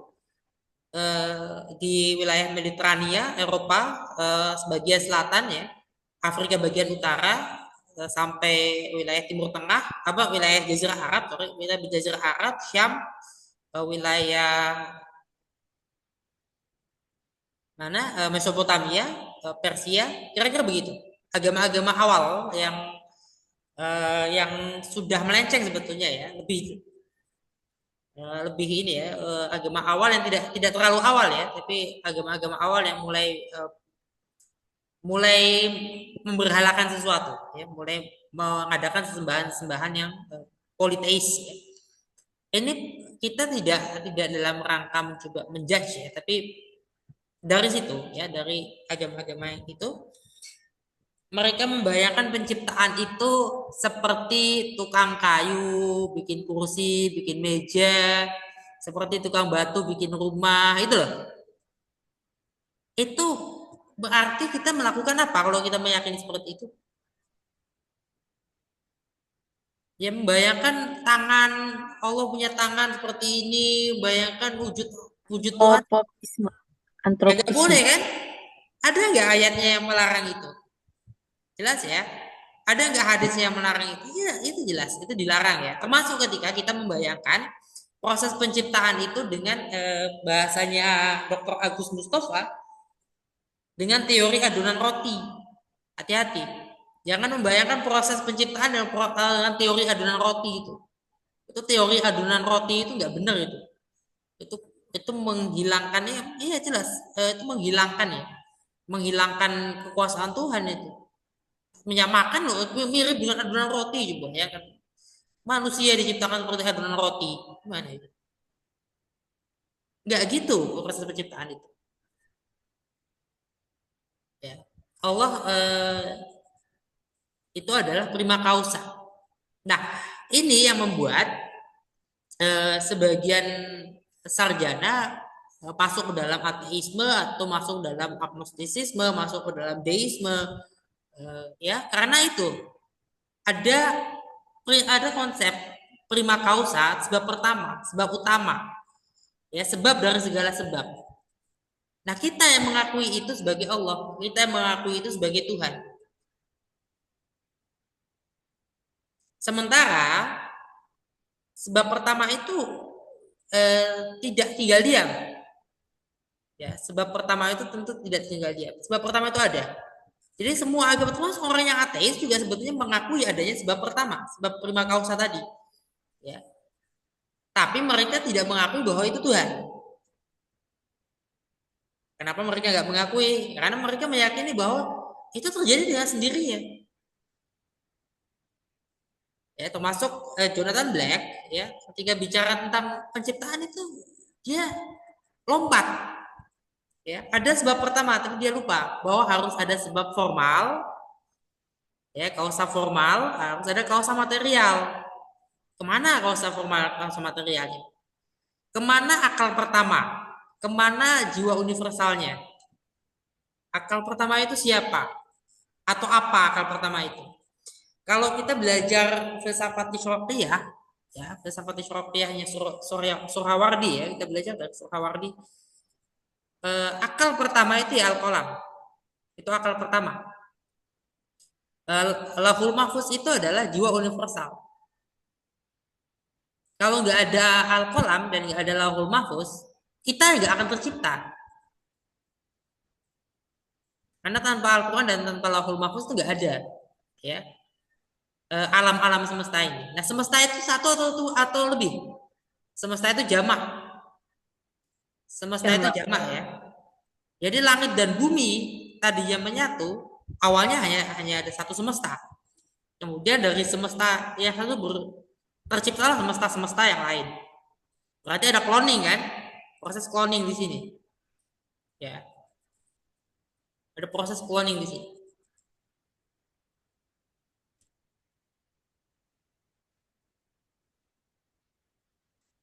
terciptalah semesta-semesta yang sedemikian banyak, termasuk bumi, ya, termasuk matahari yang kita tata surya yang kita hidup di sini.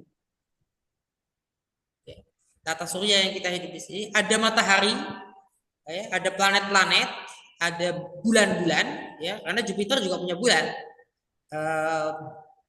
Kemudian ada planet-planet minor, ada apa saja anggota, ada meteor, ya, meteor, batu-batu meteor, ada komet, ada Galaksi. apa? Galaksi, dark Ya, matter, galaksi dong, galaksi kan dark Galaksi. energy. tata surya kita, Samsung, anggota Android. keluarga tata surya kita apa Oh, saja? 8 planet. Ada planet Bekasi ada juga, planet, Pak. planet minor ternyata tidak hanya Pluto, ya, tapi ada planet minor. Belakangan Phobos dan Deimos yang dikatakan bulannya Mars menjadi planet minor, bukan bulan. Karena Phobos dan Deimos itu kan bentuknya saja tidak bulat. Bahkan bentuknya abstrak. Ya, itu. Kemudian bulan itu punya ciri khas yang berbeda, ya. Bulan itu kan rotasinya sama dengan revolusinya. Satu kali bulan mengelilingi bumi adalah satu harinya bulan. Satu kali bulan mengelilingi bumi itu satu harinya bulan. Tapi 30 harinya kita. Satu kali nih, bulan mengelilingi bumi satu kali, ya. Di kita tuh 30 hari, di sana satu hari. Ya, itulah. Yang keseluruhan dalam satu bulan itu adalah 29,5.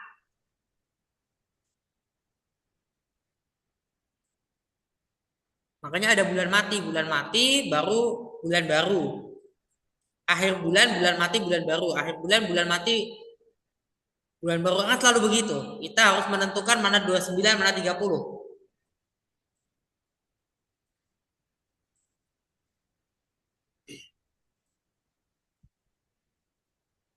Nah,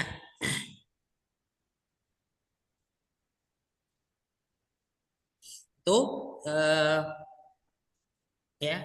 semesta itu tadi tidak satu, ya, tapi banyak. Kita tinggal di tata surya kita, ya. Di planet bumi ini ada bagian dari tata surya kita mengelilingi matahari, kita, ya, yang mengelilingi matahari, ya. Bumi ini mengelilingi matahari, ada kitanya kan, berarti kita mengelilingi matahari, ya. Bulan mengelilingi kita. Nah, ini satu sistem, ya, sistem terkecil, ya, di mana dalam sistemnya ada subsistem, ya. Salah satunya bumi adalah satu subsistem. Bumi punya sistem lagi.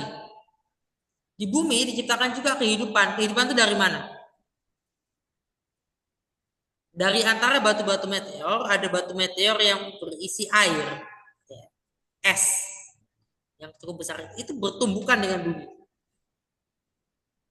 Saat itu kemudian banyak terjadilah hujan, banyak petir, ya, banyak petir, terciptalah kehidupan.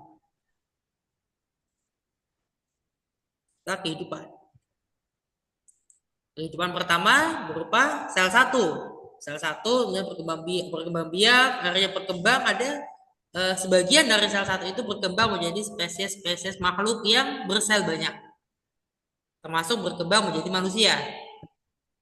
Prosesnya berkembang menjadi manusia itu dari menjadi hominide dulu, atau hominide dulu. Nah, proses menuju hominide itu kan satu, ya.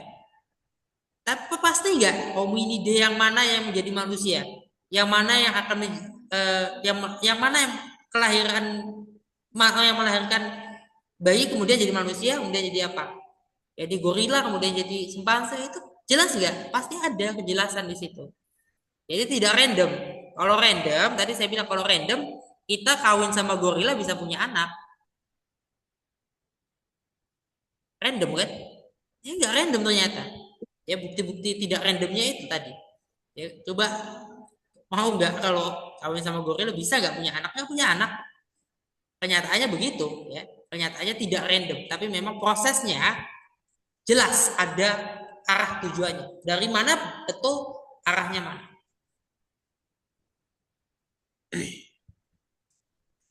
Ya, silakan. Ya, baik, terima kasih Pak dosen. Itu berangkat dari pernyataan Pak dosen bahwa manusia juga proses adanya manusia sama seperti proses adanya makhluk hidup lain selain manusia.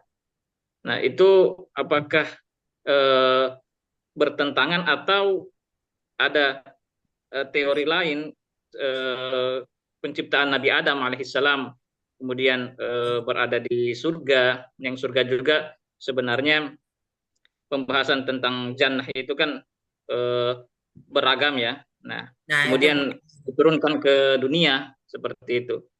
Itu kira-kira gimana Pak dosen? ya, jadi yang meyakini surga itu di luar bumi itu siapa saja? Coba. Ulama besar ya, yang ini siapa Mas Ubaidillah kenal coba. Siapa ulama besar yang meyakini surga di luar bumi atau di luar tata surya?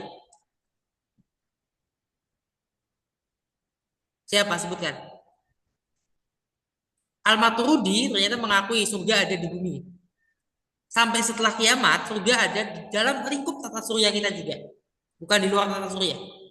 Karena tata surya kita akan hancur satu tata surya atau satu semesta. Ya, kiamat itu masing-masing semesta punya kiamatnya masing-masing. Tidak seluruh semesta kiamat. Ya kalau begitu nanti kita bisa jadi ketemu dengan alien di surga kalau kiamatnya seperti tadi. Tapi ternyata kiamatnya itu masing-masing semesta punya atau tata surya. Buktinya apa? Bukti-bukti astronominya ada. Bukti-bukti astronomi ya dari kajian astronomi. Ada lubang hitam. Bintang mati menjadi lubang hitam. Bintang mati menjadi lubang hitam. Dalam lubang hitam itu apa? Ya itu misteri, jelas itu misteri. Kita nggak tahu dalam lubang hitam itu apa dan kita belum memastikan di dalam lubang hitam itu apa. Kita belum mengalami. Tapi kira-kira kita punya teks, ya, kita punya Al-Quran, kita punya hadis, kita punya tradisi, kita punya alim ulama dari generasi ke generasi selama lebih 14 abad ini. Ada yang mengambil pandangan memang lubang hitam itulah akhirat. Jadi surganya ada di sini. Lokasi jahanam itu ada di mana? Lokasi Ya'juj dan Ma'juj itu di mana? Itu kan kita tahu di situ. Berarti nyata ya, bahwa memang masih di bumi. Ada ulama Pak yang dari madhab Asy'ariyah, diantaranya Fakhruddin Ar-Razi. Kemudian juga ada ulama seperti Imam Al-Qurtubi. Ya. Ya, itu ini berpendapat bahwa surganya gimana? Nabi Adam di luar bumi. Ya, Mereka berpendapat bahwa surganya Nabi Adam itu di luar bumi. ya. Tuh, makanya kenapa harus disebutkan ya. Nah, ini dalam kajian ini nanti ada ya. Tetap ada dua pendapat itu. Ya. Kenapa harus tahu? Ini apalagi IAT harus tahu ya. Yang mana yang berpendapat? Kalau Maturidi yang saya tahu berpendapat surganya Nabi Adam di bumi. Sebagian ulama lain juga berpendapat surganya Nabi Adam di bumi. Ada yang berpendapat beda.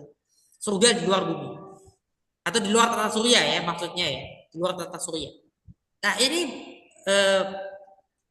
tetap dalam diskursus agama-agama, dalam diskursus Islam, studi Islam ada tetap apakah surganya di bumi atau bukan. Tapi kemudian kalau kita mengatakan ini bertentangan atau apa ada yang salah satunya salah, itu nggak bisa kita menyatakan salah satunya salah, salah satunya benar, enggak. Untuk hari ini tidak bisa dibuktikan. Soalnya, kenapa? Karena kita nggak punya kemampuan, nggak punya kapasitas untuk membuktikan surga ada di bumi atau secara logika bisa, buktian secara logika. Tapi kemudian bagaimana dengan mereka yang meyakini surganya di luar bumi?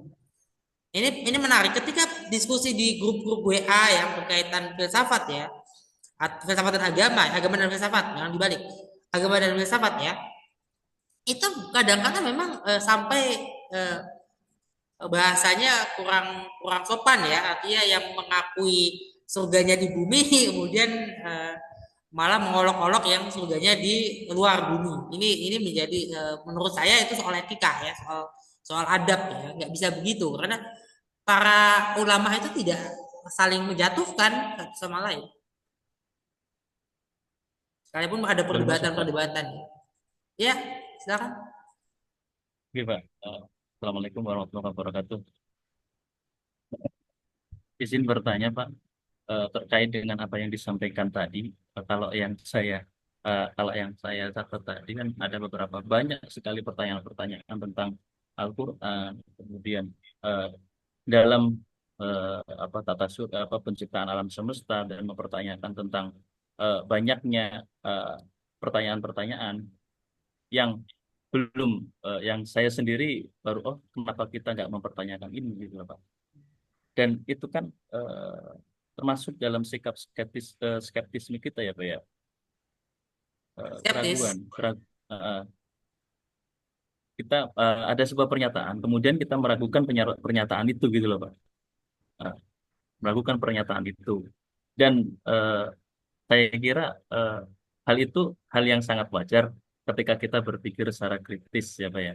Ketika berpikir dengan kritis, hal yang meragukan sesuatu pernyataan itu sesuatu hal yang wajar. Yang jadi pertanyaan saya adalah gimana sih cara membedakan tentang skeptisisme yang sehat dengan skeptisisme yang berlebihan gitu loh, atau cenderung destruktif gitu loh Pak. Gitu. Pak matur suwun Pak. Gitu aja. Ya. Baik, jadi gini ya, kita bagaimanapun sebagai sarjana itu, seorang sarjana ya, pasti sebetulnya sudah punya paradigma. Nah itulah, paradigma ini akan bawa kita pada yang mau dibilang bias, memang bias ya, atau bias. Bias itu kenapa terjadi? Karena kita punya pandangan. Kita nggak bisa hidup tanpa paradigma. Paradigma ada susunannya, ada unsur-unsurnya, ya, ada apa isinya paradigma itu apa saja, ya. Kita punya epistemologi kita sendiri, kita punya ontologi kita sendiri, ya, punya aksiologi kita sendiri, minimal itu. Ya, itu menjadi alat utama kita, menjadi satu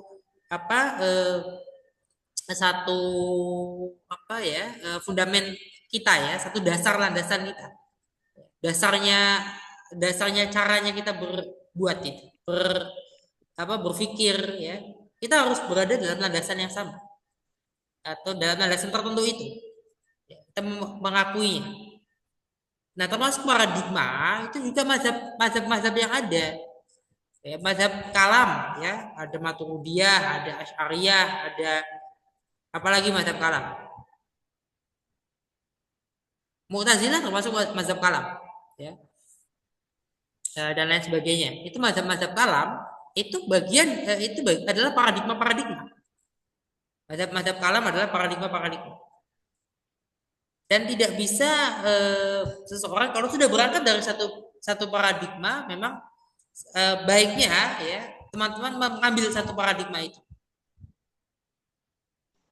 Kalau coba saya buka.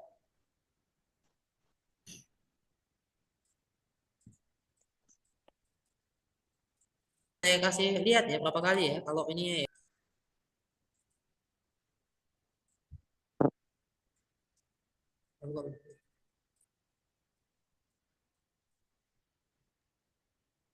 Maturidiyah ya. Kalau mazhab kalam ada banyak nih, seperti Mu'tazilah, Murji'ah, ya itu banyak Jahmiyah, mazhab kalam. Karomiyah, Zaidiyah, Ismailiyah, Imamiyah, Isna'asyariyah. Salafiyah. Mazhab kalam kemudian selain mazhab kalam, mazhab fikih itu juga termasuk merupakan paradigma ya.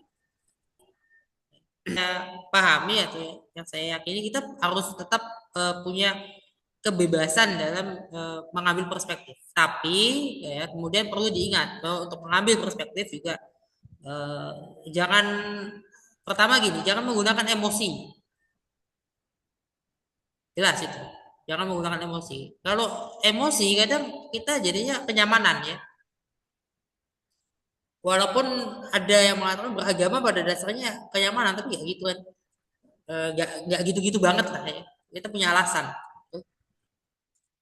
Nanti kita mempelajari filsafat Jawa nggak, Pak? Nanti Kenapa? kita mempelajari filsafat Jawa nggak, Pak? Nggak Kayaknya enggak nggak ya. ya?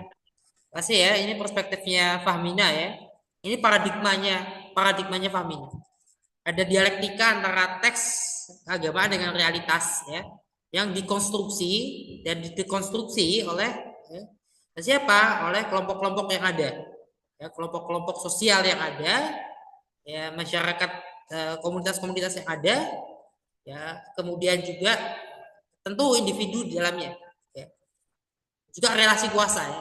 Kelompok sosial, relasi kuasa dan individu yang terlibat ya, itu mengkonstruksi dan mendekonstruksi dialektika antara teks keagamaan, antara tradisi teks agama ya, baik itu ayat Al-Quran maupun teks hadis, terjadi dialektika bahkan trialektika karena ada tiga ya, segitiga.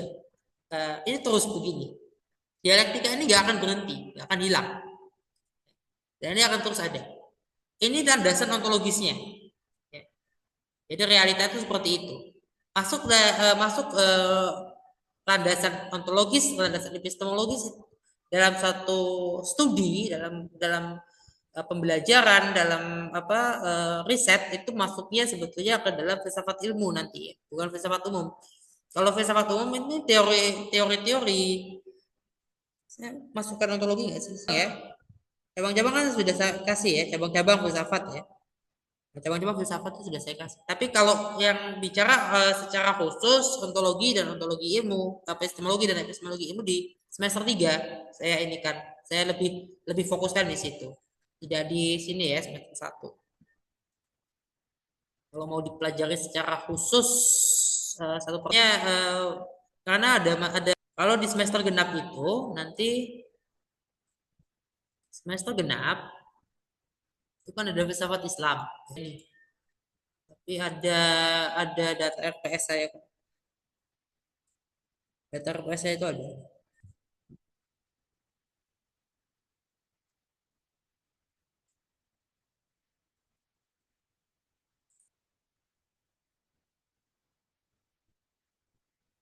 Belum ini.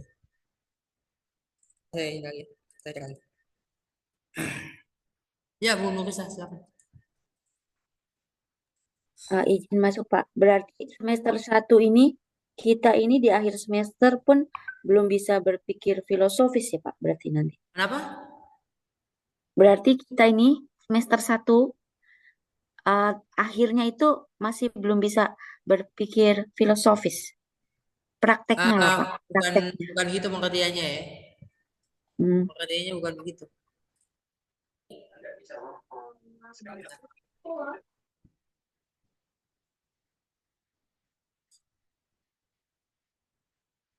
Maksud saya tahap-tahapnya gitu Pak. Metode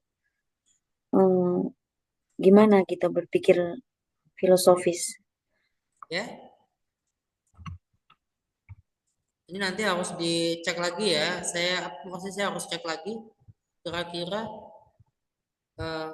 akan apa, kira-kira ini takutnya ada yang kelewat lagi dari absensi ke presensi ya. Kelewat juga itu. Jadi ketika saya cek lagi absensi yang di Google Form ini berbeda dan lebih banyak dibanding absensi yang ada di Zoom ini yang print screen. Google Form bisa beda.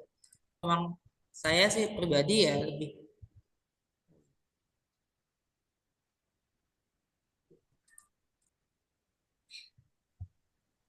Kalau usul saya, Pak, ya. mungkin boleh untuk presensi itu mencantumkan nama di kolom komentar saat Zoom. Kemudian itu di screenshot nama-nama itu, lalu diserahkan ke Pak dosen. Karena mungkin saja ada yang hanya ikut absen tapi tidak ikut kuliah atau tidak ikut materinya. Ya, menurut saya sih kalau saya tidak terlalu itu tentu masalah buat buat teman-teman sendiri ya. Artinya yang rugi teman-teman ya. Saya nggak merasa dirugikan gitu loh ya. Kalau soal itu, eh ya itu saya tidak merasa dirugikan soal teman-teman ada yang absensi tapi itu rugi teman-teman sendiri. Kemudian juga saya lebih lebih fokus di hasil belajarnya teman-teman ini biar lebih paham. Terima kasih Pak dosen. Mungkin maksudnya Pak dosen itu Pak dosen butuh data lengkap gitu ya Pak mahasiswa panjenengan gitu nggih? Enggak, maksud saya ini ada perbedaan ya di sini antara yang di absen sama yang di presensi itu dengan yang di screenshot ini. Tapi kalau saya rugi sih enggak ya, cuman ini teman-teman nanti rugi sendiri gitu loh. Kalau misalnya ada yang absen tapi tidak hadir, tapi hanya ngisi. Misalnya bisa di chat aja ya, nanti di Google Google Formnya tidak di tempat lain misalnya. Atau pakai ini apa namanya pakai Google Classroom ya misalnya. Cuma satu saya apa berharap ya teman-teman masih bisa mengikuti ya walaupun lewat rekaman. Nanti kan ada rekaman bisa diunggah, ketika rekaman itu diunggah kan kira-kira bisa membantu ya. Ada rekaman yang ada. Oke, ya, kita tadi mulai jam 7 ya. Jam 7 atau lewat tadi? Lewat ya? Lewat, Pak. Lewat. Lewat ya. 8, 9, 2 jam ya. Sebetulnya kan 90 menit ya atau sebetulnya bukan 90 menit ya. Setahu saya kalau satu SKS itu kan 50, 2 SKS itu berarti 100 menit. Kalau dikali 2 pertemuan berarti 100 tambah 100, 200.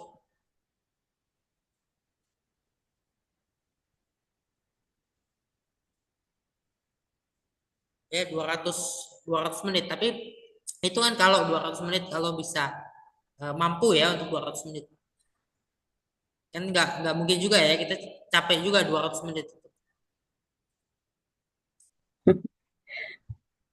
Ya capek juga 200 menit. Nah, saya Boleh mata dicoba. kuliah filsafat waktu S2 itu mata kuliah filsafat Isyraqiyah ya, filsafat Surawardi itu Isyraqiyah, kemudian filsafat satu lagi yang sebelumnya itu Hikmah Masyaiyah ya, filsafat Platon ya. Eh,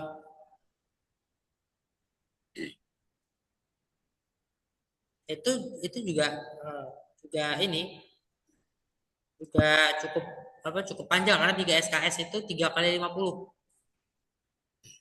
3 kali 50 menit. Jadi panjang.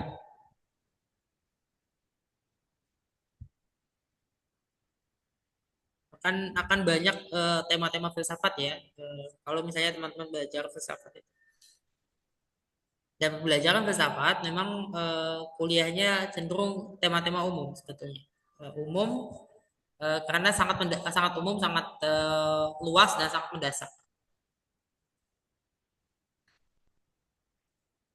Ya, ya. Nah kalau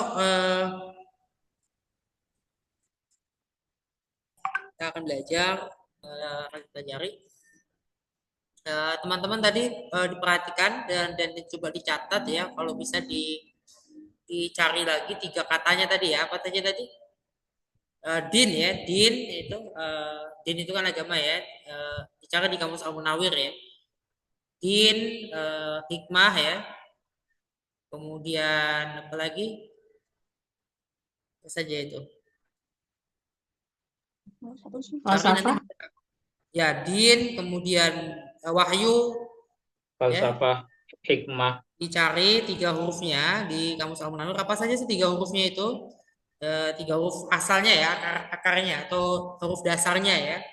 Dicari di kamus Munawir, dicek, bisa ditulis di ini aja dalam bentuk komentar dalam bentuk di posting di ini aja di grup kelas ya, di grup ya mata kuliah. Itu aja ya. Itu barangkali ya kita tutup dengan alhamdulillah bersama-sama. Alhamdulillah.